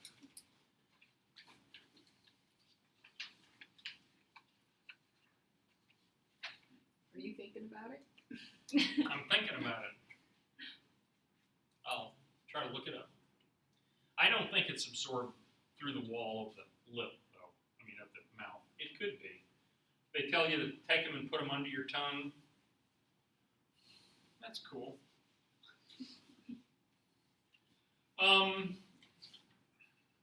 So if you think about what I just said that some of the proteins are broken down by pepsin in the stomach, some of the carbohydrates are broken down by the amylase in the stomach, and some of the lipids are broken down by the lingual lipase. And that's all we got. That's all we get to eat. You know, we get to eat carbs, we get to eat fats, and we get to eat proteins. That's it. Check your little nutritional thing on the back of all your food, and it lists how much is what each of those three. That's the only three forms of food we actually digest and absorb. So they're all being broken down in the stomach. And that's kind of cool. So the stomach contents have gotten very, very acid. That makes the pepsin really active. Protein disassembly, that's an interesting word, protein disassembly. Protein breakdown begins. And so although this digestion is occurring in the stomach, and when we say digestion, remember we mean mechanical digestion, which is chewing it up and breaking it down, mixing it up, getting it wet, and also chemical digestion, which is actually breaking down the molecules into smaller parts. Okay? But they're not really absorbed here. Now, it's time for the small intestine. The small intestine has three parts. The first part of the small intestine is called the duodenum. The second part of the small intestine is called the jejunum, and the third portion is called the ileum. Okay? All three of them are involved in absorption. Okay? We'll talk about it. So about 90% of all of our nutrient absorption occurs in the small intestine. Where does the last 10% occur? In the colon. The colon doesn't absorb much at all except water, just so you know. We'll talk about that when we get to it. All right, so the duodenum is the segment of intestine closest to the stomach. It's only about that long, 10 inches or so. It's basically a mixing bowl that receives all of that chyme. We call it chyme now, this juice that's coming out of the stomach, and all of these digestive secretions from the pancreas and the liver. We haven't really talked about the liver, but the liver dumps in right there in the duodenum as well. That's basically all it does in the duodenum. It's pretty tough because it's receiving these acids and it's neutralizing them right there before it can really corrode the walls of the duodenum.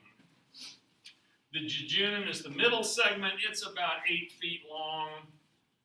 2.5 meters, so it's pretty long, and most of the absorption really goes on in the jejunum. It's the most important part. The jejunum has few plicae circulares. Remember what they are? Those are little folds that go circular in the walls, and it has pretty small villi. But obviously it has a lot of surface area, a lot of heaps and lots of villi, giving it lots of surface area in which to absorb all this stuff. Yeah? So if something happens to somebody's jejunum, how much How much can they lose Yeah. and still be able to absorb their food? Really good question. I had a guy who came in to Bethesda one time, and he was just screaming in pain. I'm glad I wasn't on when he came in, because the guy that was taking care of him thought, "Shut up, damn it, quit yelling, and let us take care of you." And he was just screaming and screaming and screaming. He was a retired Marine colonel, really good guy. And what had happened was his bowel had twisted inside of his abdomen, and it was hurting him because it wasn't getting any blood. And we ended up getting him to the operating room about 4 hours later. And after trying to figure out what was going on, we couldn't figure out really, so we finally said, well, let's just operate on it and figure it out. Well, we got in there, I wasn't there even, and his bowel was all black. It was dead. It had been twisted, and so the arteries that come up through the mesentery had gotten twisted off.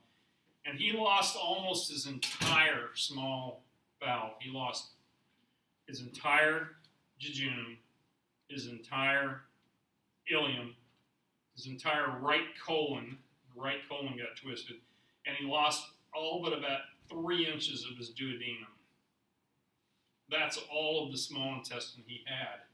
And that leads to a condition that's really tough. It's called short bowel syndrome, as you might imagine. He has a very short bowel, and therefore he can't absorb much.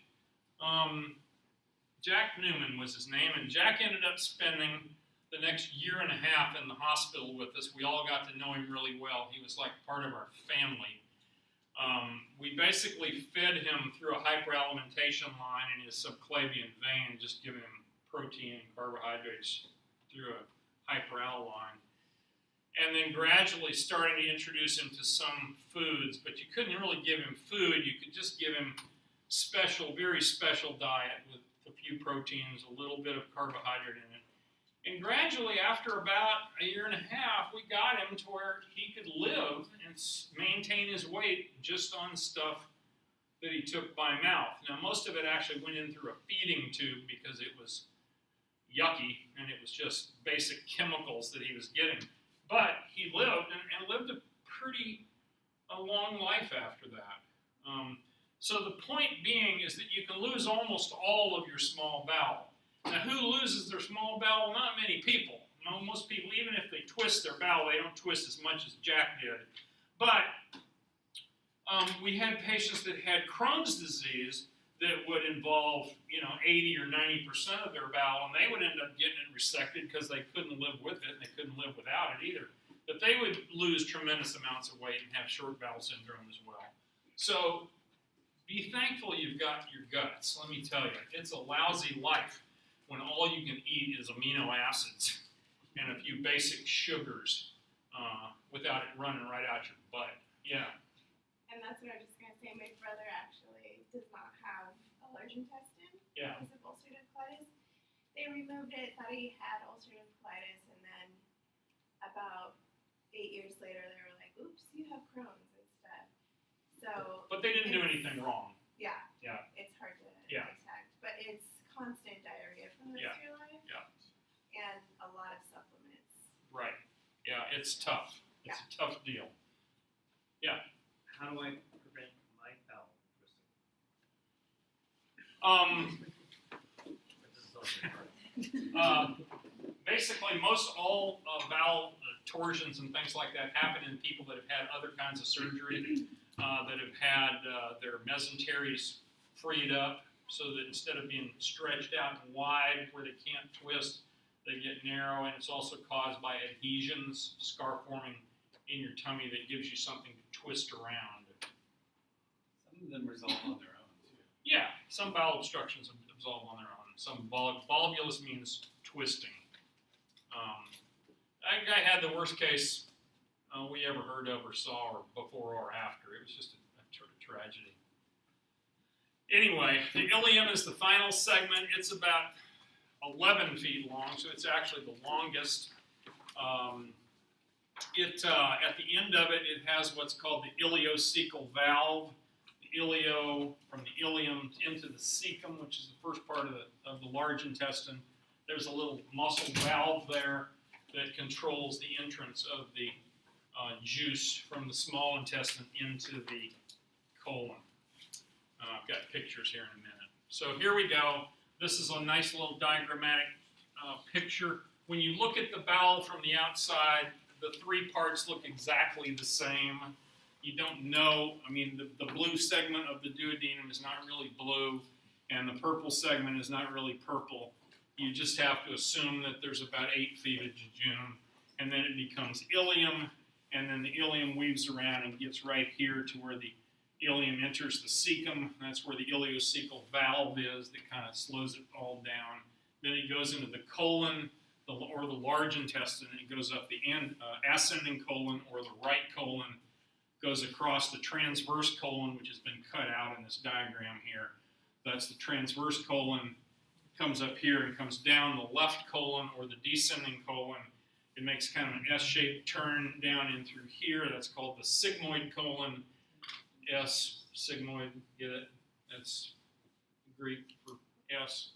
And then it goes out through the rectum to the anus and then out of the body. This is that jejunum. What the jejunum looks like has a bunch of plicae circulares, these folds that increase the amount of surface area, so there's more room to absorb the food we need to absorb through the wall of the small intestine.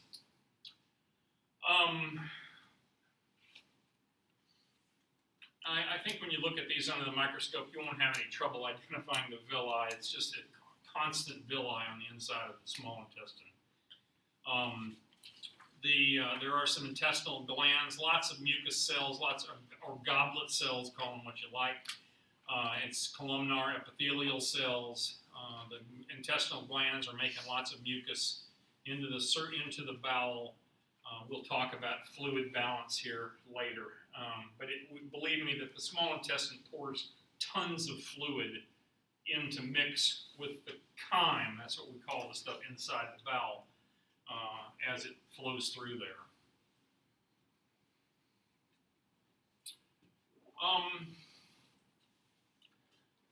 There's also a series of enzymes that live along what's called the brush border of the small intestine, which are enzymes that really help you absorb the food. So if this is a plicae circularis, one of those folds like you see here, and then there's zillions of villi there, that's creating a massive amount of surface area where we can do our absorbing that we need to do. This looks like an old slide that we've already talked about. I don't expect you to study these nerves, these little nerves called the myenteric plexus. It's just what it says. It's the muscle plexus of nerves that helps coordinate the contractions of the small intestine. Enough said about that. That's about all you need to know. There's another little submucosal plexus up here. Once again, not very important. Mostly the bowel kind of runs itself and contracts itself. This is something you ought to be aware of, and that is the fact that in these villi, which are covered with, columnar epithelial cells and a lot of goblet cells in between, mucus cells, which you see labeled here, there are these things called lacteals. Now, lacteals are lymph vessels, lymphatic vessels. See, lymphatic vessels, they color them green for no real reason. They're certainly not green in real life, but that's what they look like. And notice that there is a lacteal going up into each one of those little things. And notice that the lymphatic vessels have little valves in it that open and allow the fluid to go one direction, but it can't come back. Remember, the lymphatic vessels are going to work their way up to the thoracic duct and end up going back up into the thoracic duct, empties into the junction of the brachial and brachial and the jugular vein up here in the neck, subclavian, I guess, and jugular vein, and it goes back into the bloodstream. Yes. Now, if you found lymph vessels just loosely in your intestine, would that be a symptom of a sign of cancer? Could that be? If you have a cancer, oftentimes the cancerous cells will break off and go and travel through the lymph vessels. They usually then get caught at lymph nodes, and then the lymph node itself becomes full of cancer. Then it's kind of a lump there. You can see those. The reason I wanted to talk about these is the reason they're called lacteals. When you think lact, what do you think of? Lactate, lactation, milk, okay? Lactic, it means milk. It's the sugars found in milk, or lactose. Okay, well, most of the time when we would operate on people, they had not eaten, usually since the night before. We would take everybody that was going to have surgery in the morning and say, okay, you can't have anything to eat after midnight, and so they wouldn't have any food in their intestine. But occasionally, you would get somebody in who had just stopped at McDonald's and had a hamburger and ordered fries, and then they'd gone down the road and run their car into somebody else, and they got hurt badly. They'd bring them up to the operating room, up to the hospital. We'd decide they need an operation for some reason or another. And when you operated on them, you would look at their bowel, and their bowel, all of these little lymphatic vessels were full of fat, and it was white. And that's where they got their name, lacteals. Because when we operate on people that have just eaten and they're absorbing fat out of their bowel, and that's the way we do it. We absorb fat droplets directly through the wall, directly into the lymphatic, into these lacteals, and then they go this way. And we got the fat, which is a good thing to have if you're trying to stay alive, if you need the calories especially. So we can see them. We didn't see them all that often because we didn't usually operate on people right after they ate. But once in a while you would. And that's where they got their name. We'll talk about that more. So here's a lacteal illustrated right here in the lamina propria, the submucosa areas down in here. Notice there's lots of mucus cells around the outside. The cells that aren't mucus cells are simple columnar, right?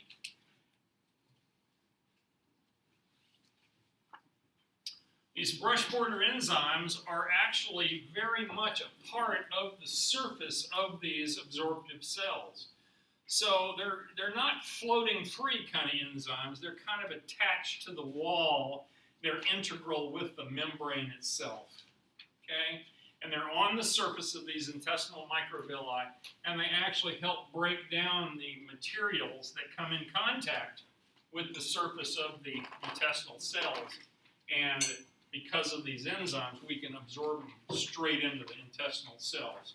Once they get into the intestinal cells, they're kind of within our body. Remember I talked earlier about how things, when they're still in our intestine, they're really not part of us yet. But once we get them absorbed across the mucosa and into these cells, they really are part of us. And you remember, you are what you eat. So there's several enzymes. Please don't try to memorize all of these. I'm going to tell you the few that you need to. I mentioned them already really much. But there's enzymes that come from the pancreas. Trypsinogen is another one. What do you think trypsinogen breaks down? Trypsin. Then there are these enteroendocrine cells. Entero means gut. Endocrine means hormones. So they're hormones that are released by the gut. Now we've talked about 3 of them already, and here's the 3 that are probably the most important. One is gastrin. Where did gastrin come from? The wall of the stomach. When the stomach stretches, it releases gastrin, which causes the stomach then to make more acid. Cholecystokinin. When food dumps into the duodenal wall secretes cholecystokinin. What do you think cholecystokinin does? It makes the gallbladder contract. Gallbladder is just kind of a blind pouch there. And when you get a bunch of food in your duodenum, your gallbladder contracts, pushes bile on into your intestine. It also neutralizes acid. So what happens if you have a cholecystectomy? Wait, let me answer that when we get to gallbladder in about another 8 or 10 slides. Okay. Thank you. And the last one, The last one of these enteroenzymes is secretin, which I already said is secreted by the wall of the duodenum in response to the acid from the stomach coming out. And the secretin says, wow, it's too acid in here. We need a bunch of pancreatic juice, and so it secretes secretin. Secretin then goes and stimulates the pancreas and says, pancreas, make more juice and push it on in, and that's what happens. It secretes, and pancreas is alkaline to mix. Okay, the wall of the duodenum is very interesting under the microscope. And remember, the duodenum is where you've got strong acid coming in and mixing with strong alkali from the pancreas. So because of that, the duodenum has to be very, very well protected, and to do that, it has an extra copious amount of mucus made there. And it's made in these glands called the submucosal glands of Brunner. Well, I hate eponyms. We can just call them the submucosal glands of the duodenum. But basically, they are there to make extra special, extra lots mucus to protect it from that chyme arriving from the stomach, the really acidy stuff. I'll show you pictures in a sec. But they're classic. I mean, once you see these glands that are deep in the submucosa, you won't forget them. They don't appear anywhere else except in the duodenum. Okay. Intestinal secretions. The intestines make lots of juice. 1.8 liters per day. That's basically 2 quarts a day. About this much. That's 2 liters. No, it's not. 975. That's a liter. So this is about a liter. So 2 of these is how much fluid the small intestine makes and pours into your bowel every day. I'll just leave it at that. The movements, the peristalsis keeps working to kind of push the food and the chyme, it's called, to push it on downstream. But it also kind of segments it. It does this thing called peristalsis and segmentation. And if I was going to describe segmentation, it would be like this. Peristalsis is like a loop of bowel goes pushes things on down. That's peristalsis. Segmentation is when it does like this.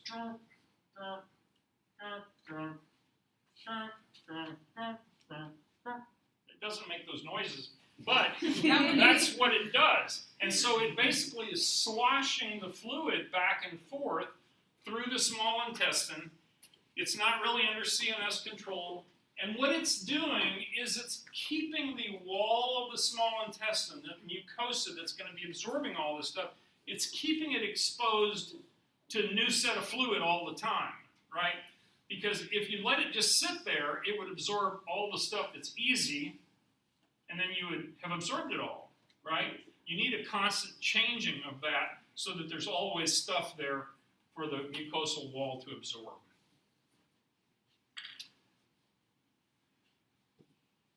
I can't talk without my hands. Have you guys figured that out ever? Okay.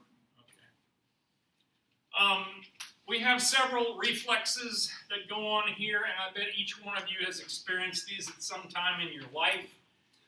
One is the gastroenteric reflex, the stomach to small intestine reflex. In other words, when your stomach fills up, you send reflexes to your small intestine, and they say sort of, hey, small intestine, we got some more food coming down. You better get to moving and get the small intestine cleared out because I got more coming. That's the gastroenteric reflex. We have another one called the gastroileal reflex, which relaxes the ileocecal valve, remember, which is at the very end of the small intestine, right where it goes into the colon. And it basically says, hey, we got a bunch of food up here in the stomach, in the gastro and ileum, you better empty it out down there because we got more coming. Now, you guys have all experienced that, whether you like to think about it or not, but I'll bet every one of you has been sitting there at the Thanksgiving table once or twice in your life, and you're eating a bunch of food, and all of a sudden you realize, whoa, I gotta go to the toilet.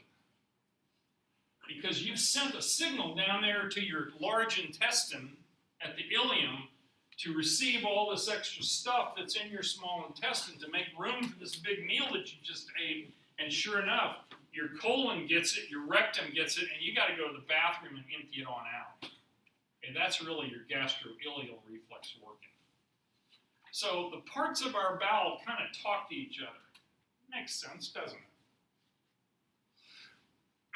Let's talk about the pancreas for a minute, because we really haven't. We've kind of skipped over it. It kind of lies posterior to the stomach. It kind of goes from the loop of the duodenum there, where the duodenum is making that twist. Pancreas kind of stretches out and goes out to the spleen. I'll show you a picture in a minute. Our pancreas is very much bound into our posterior abdomen. It's not out in with the guts like it is in the cats and like it is in the rats that we do in lab. In humans, it's very much retroperitoneal, behind the peritoneal cavity. It's in the back. It's not, there's not much to it. I mean, you kind of look at it and you could suck it away with a sucker. It's not very tough stuff in humans. It's got a thin connective tissue capsule, like it says there.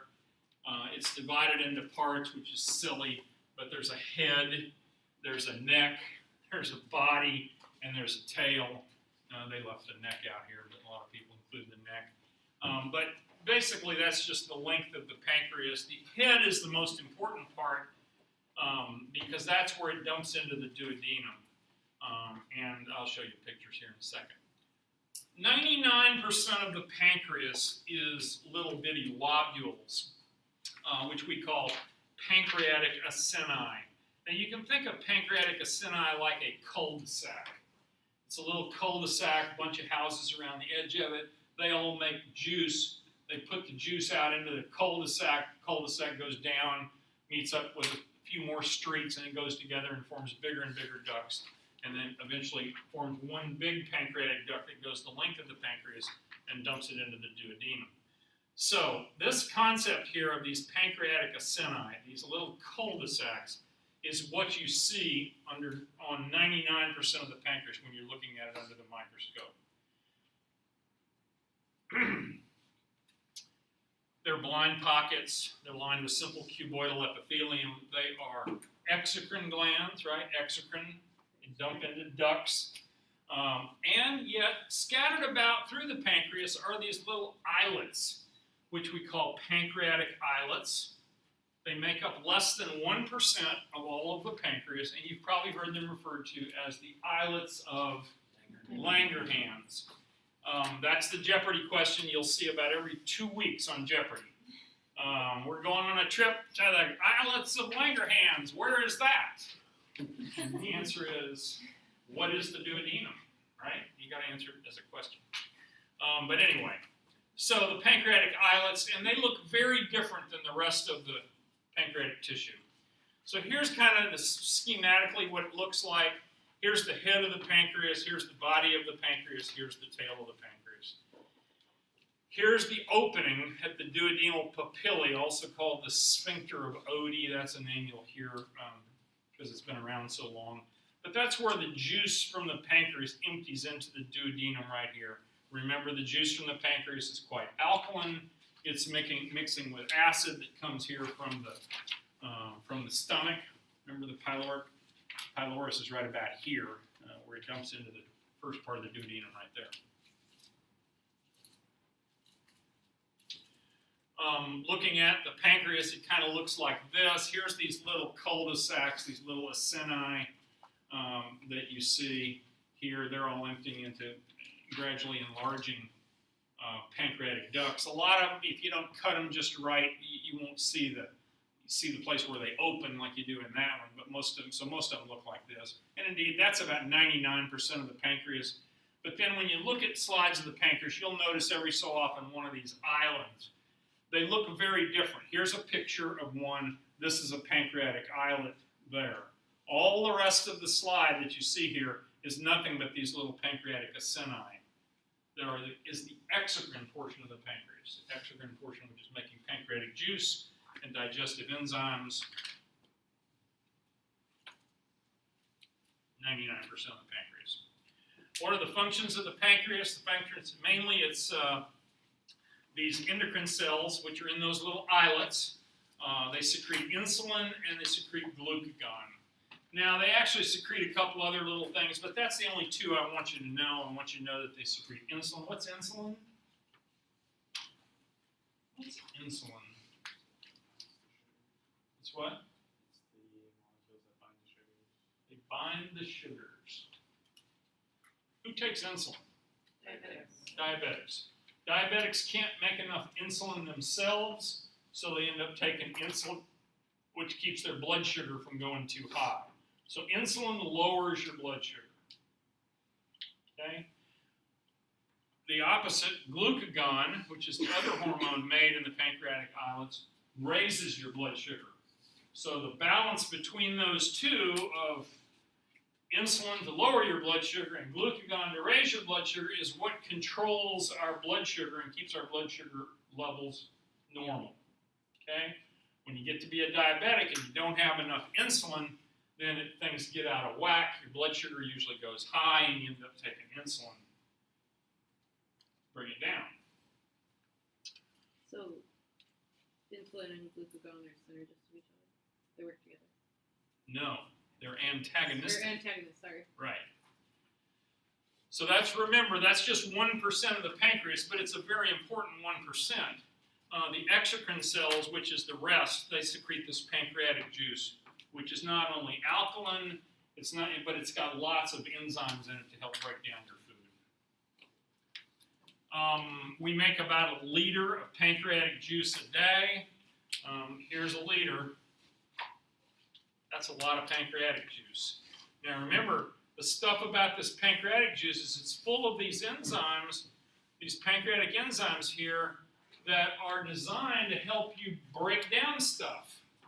So if you took that quart of pancreatic juice and you had a tear in your pancreatic duct, and instead of dumping this into that little tube that goes directly into the duodenum, but you just dumped it into your back around the pancreas, think what it would do. It would eat up everything inside of you. That's kind of what pancreatitis is. When the juices from your pancreas get loose, it's sort of like, we always describe it as taking a bucket of hot oil and dumping it in your back, because it literally just, because of these pancreatic enzymes, it starts eating you from the inside. Not a good thing. So I'm assuming it's painful. Yeah, it's very painful. It's usually pain in the back, by the way. All right, so here's a number of these pancreatic enzymes. I don't think you need to know much about them. I think you should know that anything that has the word amylase in it breaks down carbohydrates. Remember, it started in our mouth with amylase and the saltine cracker. Okay. A pancreatic lipase, what do you think it breaks down? Lipids, fats. It releases and turns it into fatty acids, which then we can absorb right into our lacteals, basically. Nucleases, pancreas secretes nucleases. Guess what they do? They break down nucleic acids. So DNA and RNA in that piece of beefsteak you just ate, it's got to be broken down too. And so that's what these do. And then it's got lots of proteolytic enzymes. Proteo, protein, lytic, cut it up, tear it apart. Proteolytic enzymes breaking the proteins apart. You can call them proteases if you want. Proteases break down proteins. You can call them peptidases. Peptidases breaking smaller pieces of protein down into their individual amino acids, right?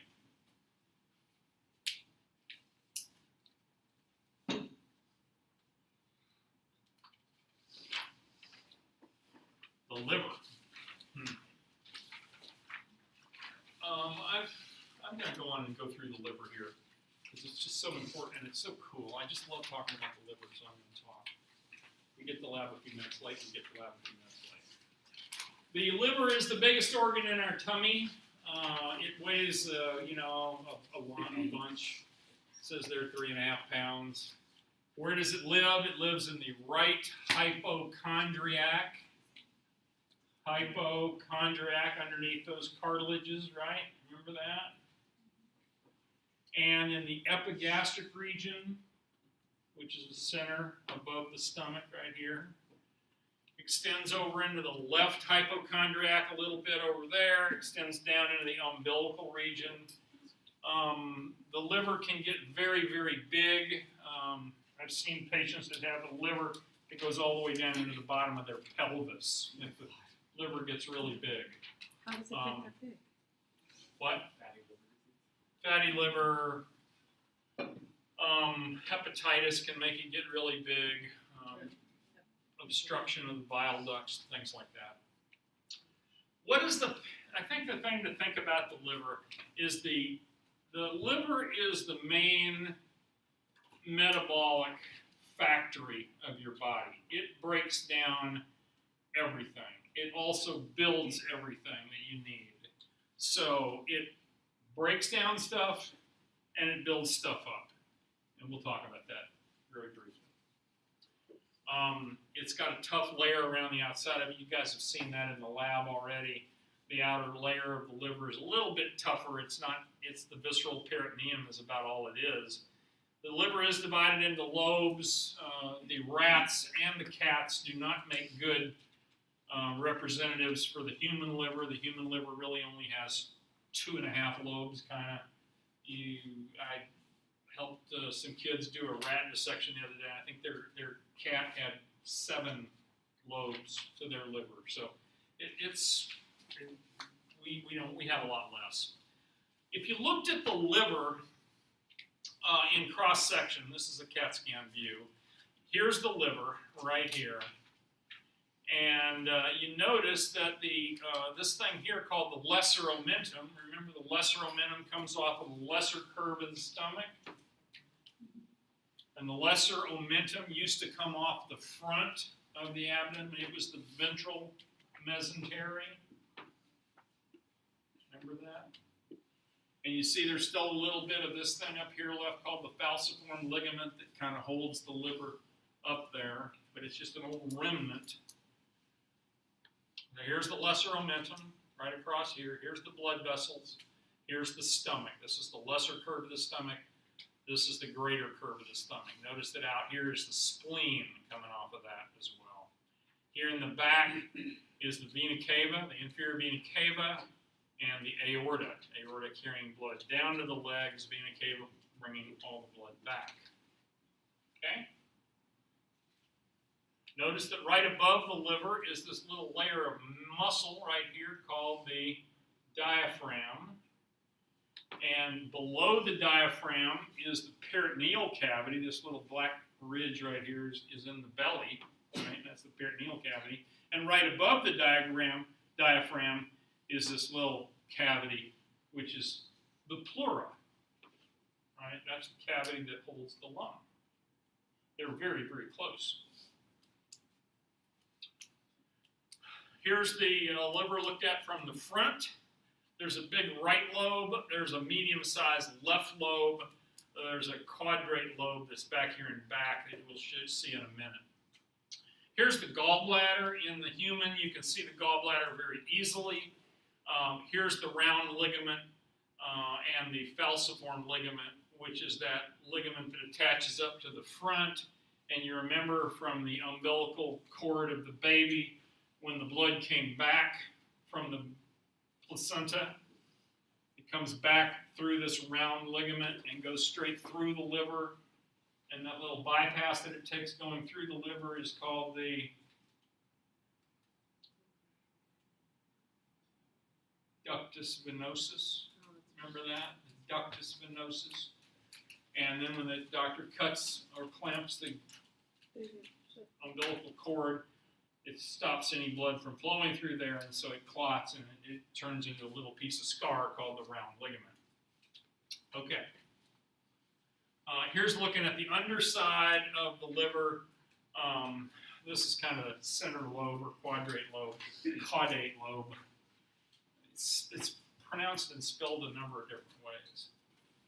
Okay. Two things that are very important for you to understand. One is the blood supply to the liver, because the liver has a very weird blood supply. Blood comes into the liver from two routes.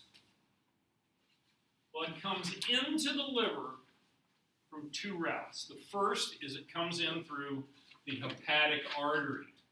The hepatic artery is a branch of the celiac trunk. Remember that? The first of the unpaired arteries.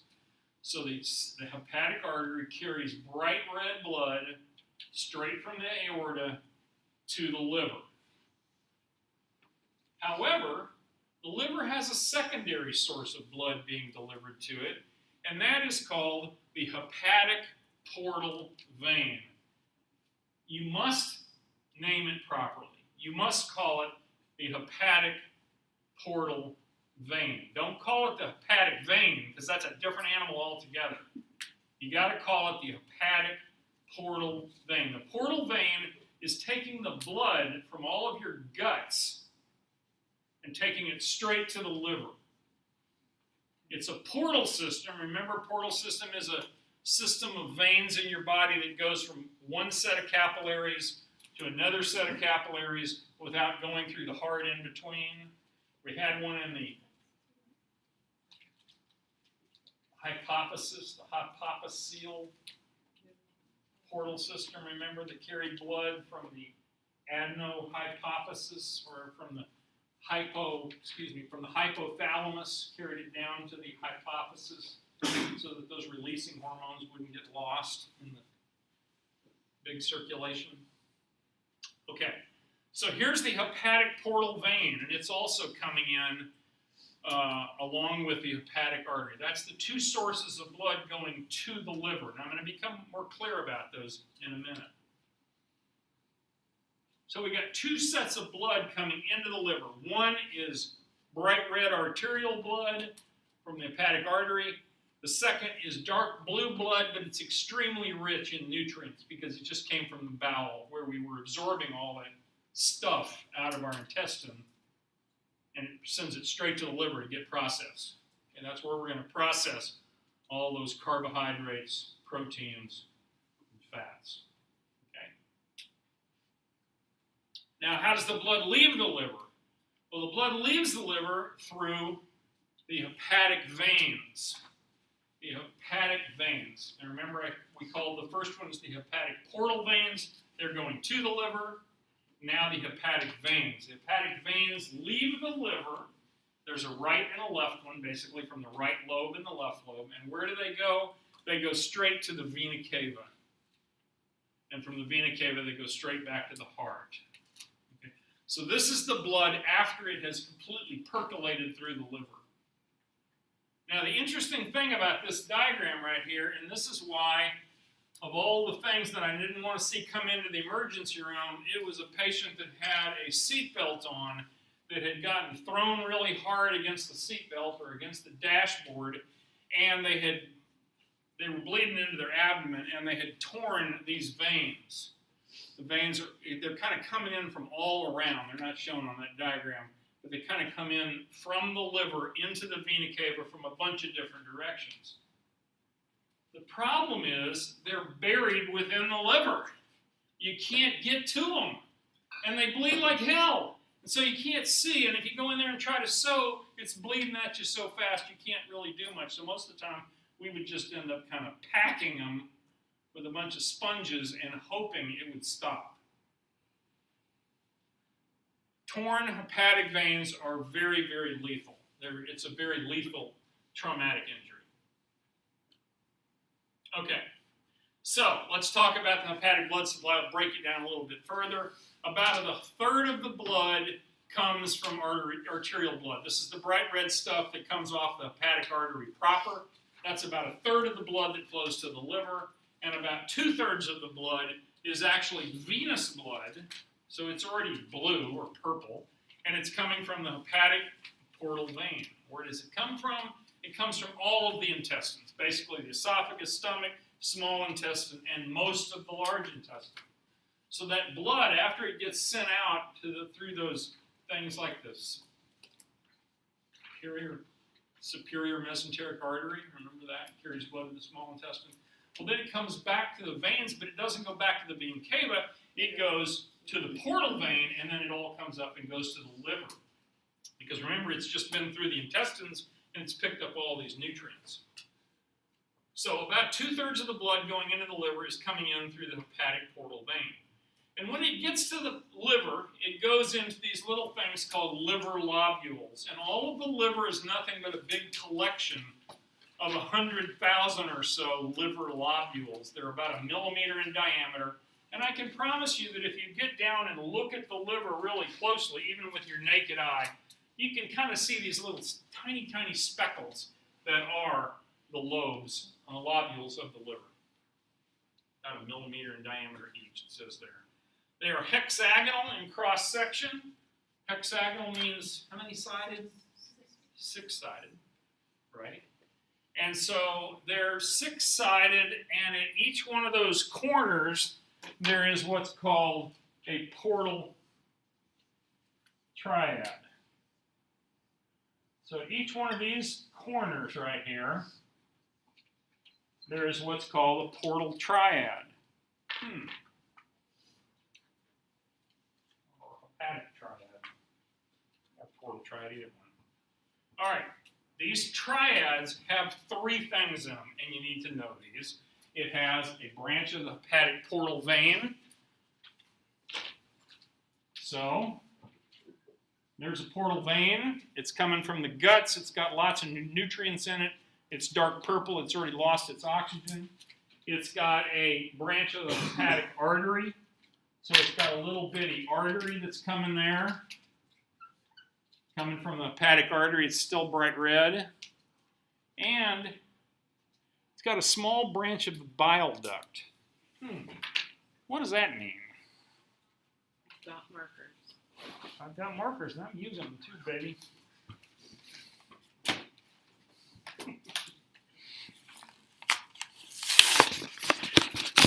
What's a bile duct?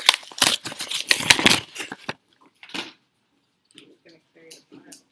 It carries the bile, that's right. And bile is made by the liver. So bile is kind of the product of the liver. It makes bile. Bile is going to eventually be dumped into the intestine from the common bile duct. Goes into the intestine at the duodenum. So you've got 2 blood vessels carrying blood into the portal triad, into the liver lobules, and you've got one coming out. The one coming out is the bile duct. Okay, the bile ducts are going to branch together, meet up, until they get bigger and bigger, and then we'll find, eventually we will find the bile ducts and the gallbladder hanging off the end. So here's kind of a picture of it. So this right here is a portal triad or a hepatic triad.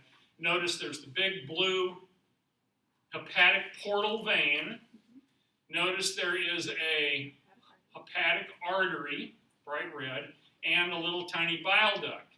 Now, they dump all this blood into here, and then that blood comes out here and percolates amongst all of these cells. All these little boxes here are hepatic cells, liver cells. And the liver cell gets the blood on one side and kind of processes as it flows, as it works its way through the liver cells. And on the other side, it puts the bile out into the bile duct. And the rest of the blood continues to flow on through. The rest of the blood flows on through, and it collects. Where does it go? Notice there's artery blood and venous blood. It's coming out here, and it collects in this big vein, which is out in the middle of these lobules. So out here in the middle is the hepatic vein. Remember, this is the hepatic portal vein. This is the hepatic artery. This is the bile duct. Okay? The blood all pours into the liver. It gets processed through the liver. When the blood's ready to leave the liver cells, it collects here in the middle in the hepatic vein. And this is the hepatic vein that then meets up and goes into the vena cava from all sides to go back to the heart. Okay? So here we go. Here's the triad right here. Bile duct, hepatic portal vein, hepatic artery. They dump the blood out, and these both come in this direction. The blood flows through the hepatocytes, these hepatic cells, these liver cells. It connects and comes to the central vein. Central vein is the one in the middle right here.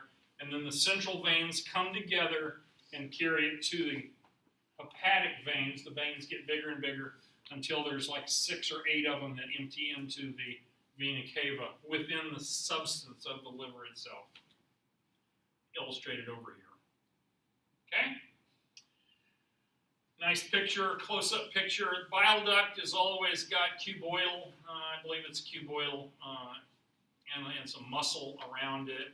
Here's a branch of the hepatic artery. Here's a branch of the portal vein. Remember, veins are always bigger and thin-walled. A lot of hepatocytes. These are just liver cells working its way through the liver. Hepatocytes are liver cells. They adjust the level of nutrients. They take stuff out. They put stuff back in. And I think it also includes some Kupffer cells. You should know this word. These are reticuloendothelial cells. What are reticuloendothelial cells? They're kind of like macrophages and cleaner upper cells, right? That's right. The other thing that the liver does as the blood is flowing through the liver is picking out what it wants, and it's also manufacturing a lot of things that our body needs. For example, plasma proteins, albumins, globulins, blood clotting factors, all kinds of things that our body needs to make are made in the liver as it goes through. The other part leaving is the bile. The liver secretes this bile. It connects up through these little bile canaliculi. They eventually form together, and become the common hepatic duct. Now let me just make another diagram quickly. And hopefully if you get this, you'll want to remember this forever. People will always be asking you. That was a joke. Here's a right hepatic duct, and here's a left hepatic duct. We're looking from the front. So here's the right hepatic duct, and here's the left hepatic duct. They come together, and guess what they form? The common hepatic duct. Okay? The common hepatic duct. The common hepatic duct comes down this way, and it gives off this little side branch, which is called the cystic duct. And the cystic duct connects to this thing here called the gallbladder. Okay? So this is the cystic duct.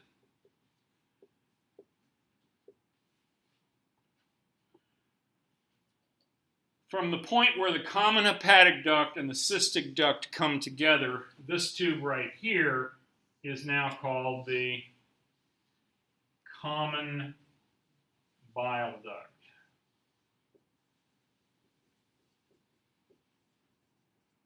Common bile duct comes down here, kind of passes behind the duodenum. Here it goes behind, and it comes through this thing here, which is called the pancreas. The pancreatic duct comes in here. The pancreatic duct meets up with the common bile duct just before this goes right in here into the wall of the duodenum, which is where the bile dumps into the duodenum. Okay? So, right hepatic duct, left hepatic duct come together to form the common hepatic duct. The common hepatic duct gives off the cystic duct, which goes to the gallbladder. The gallbladder is nothing more than a reservoir, and it fills up between meals, and then it squeezes down, empties out, pushing the bile on down here into the duodenum, down at the bottom, and meeting up with the pancreatic duct, remember, which is going to contain all of that alkaline stuff.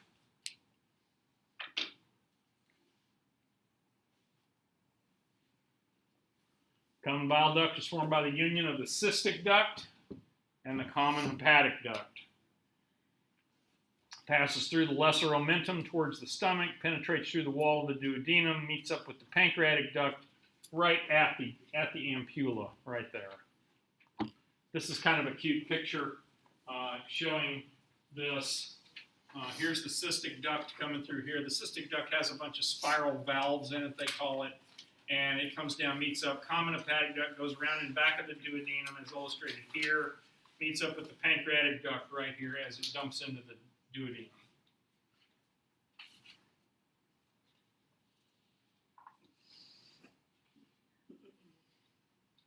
Remember, here's the portal vein coming into the liver, hepatic portal vein, and common hepatic artery carrying the arterial blood up to the liver as well.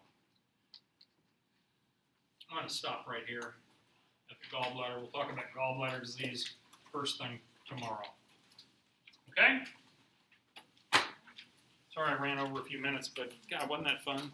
It was scintillating. Wasn't that great? Thank you so much. I'm gonna sleep so good tonight.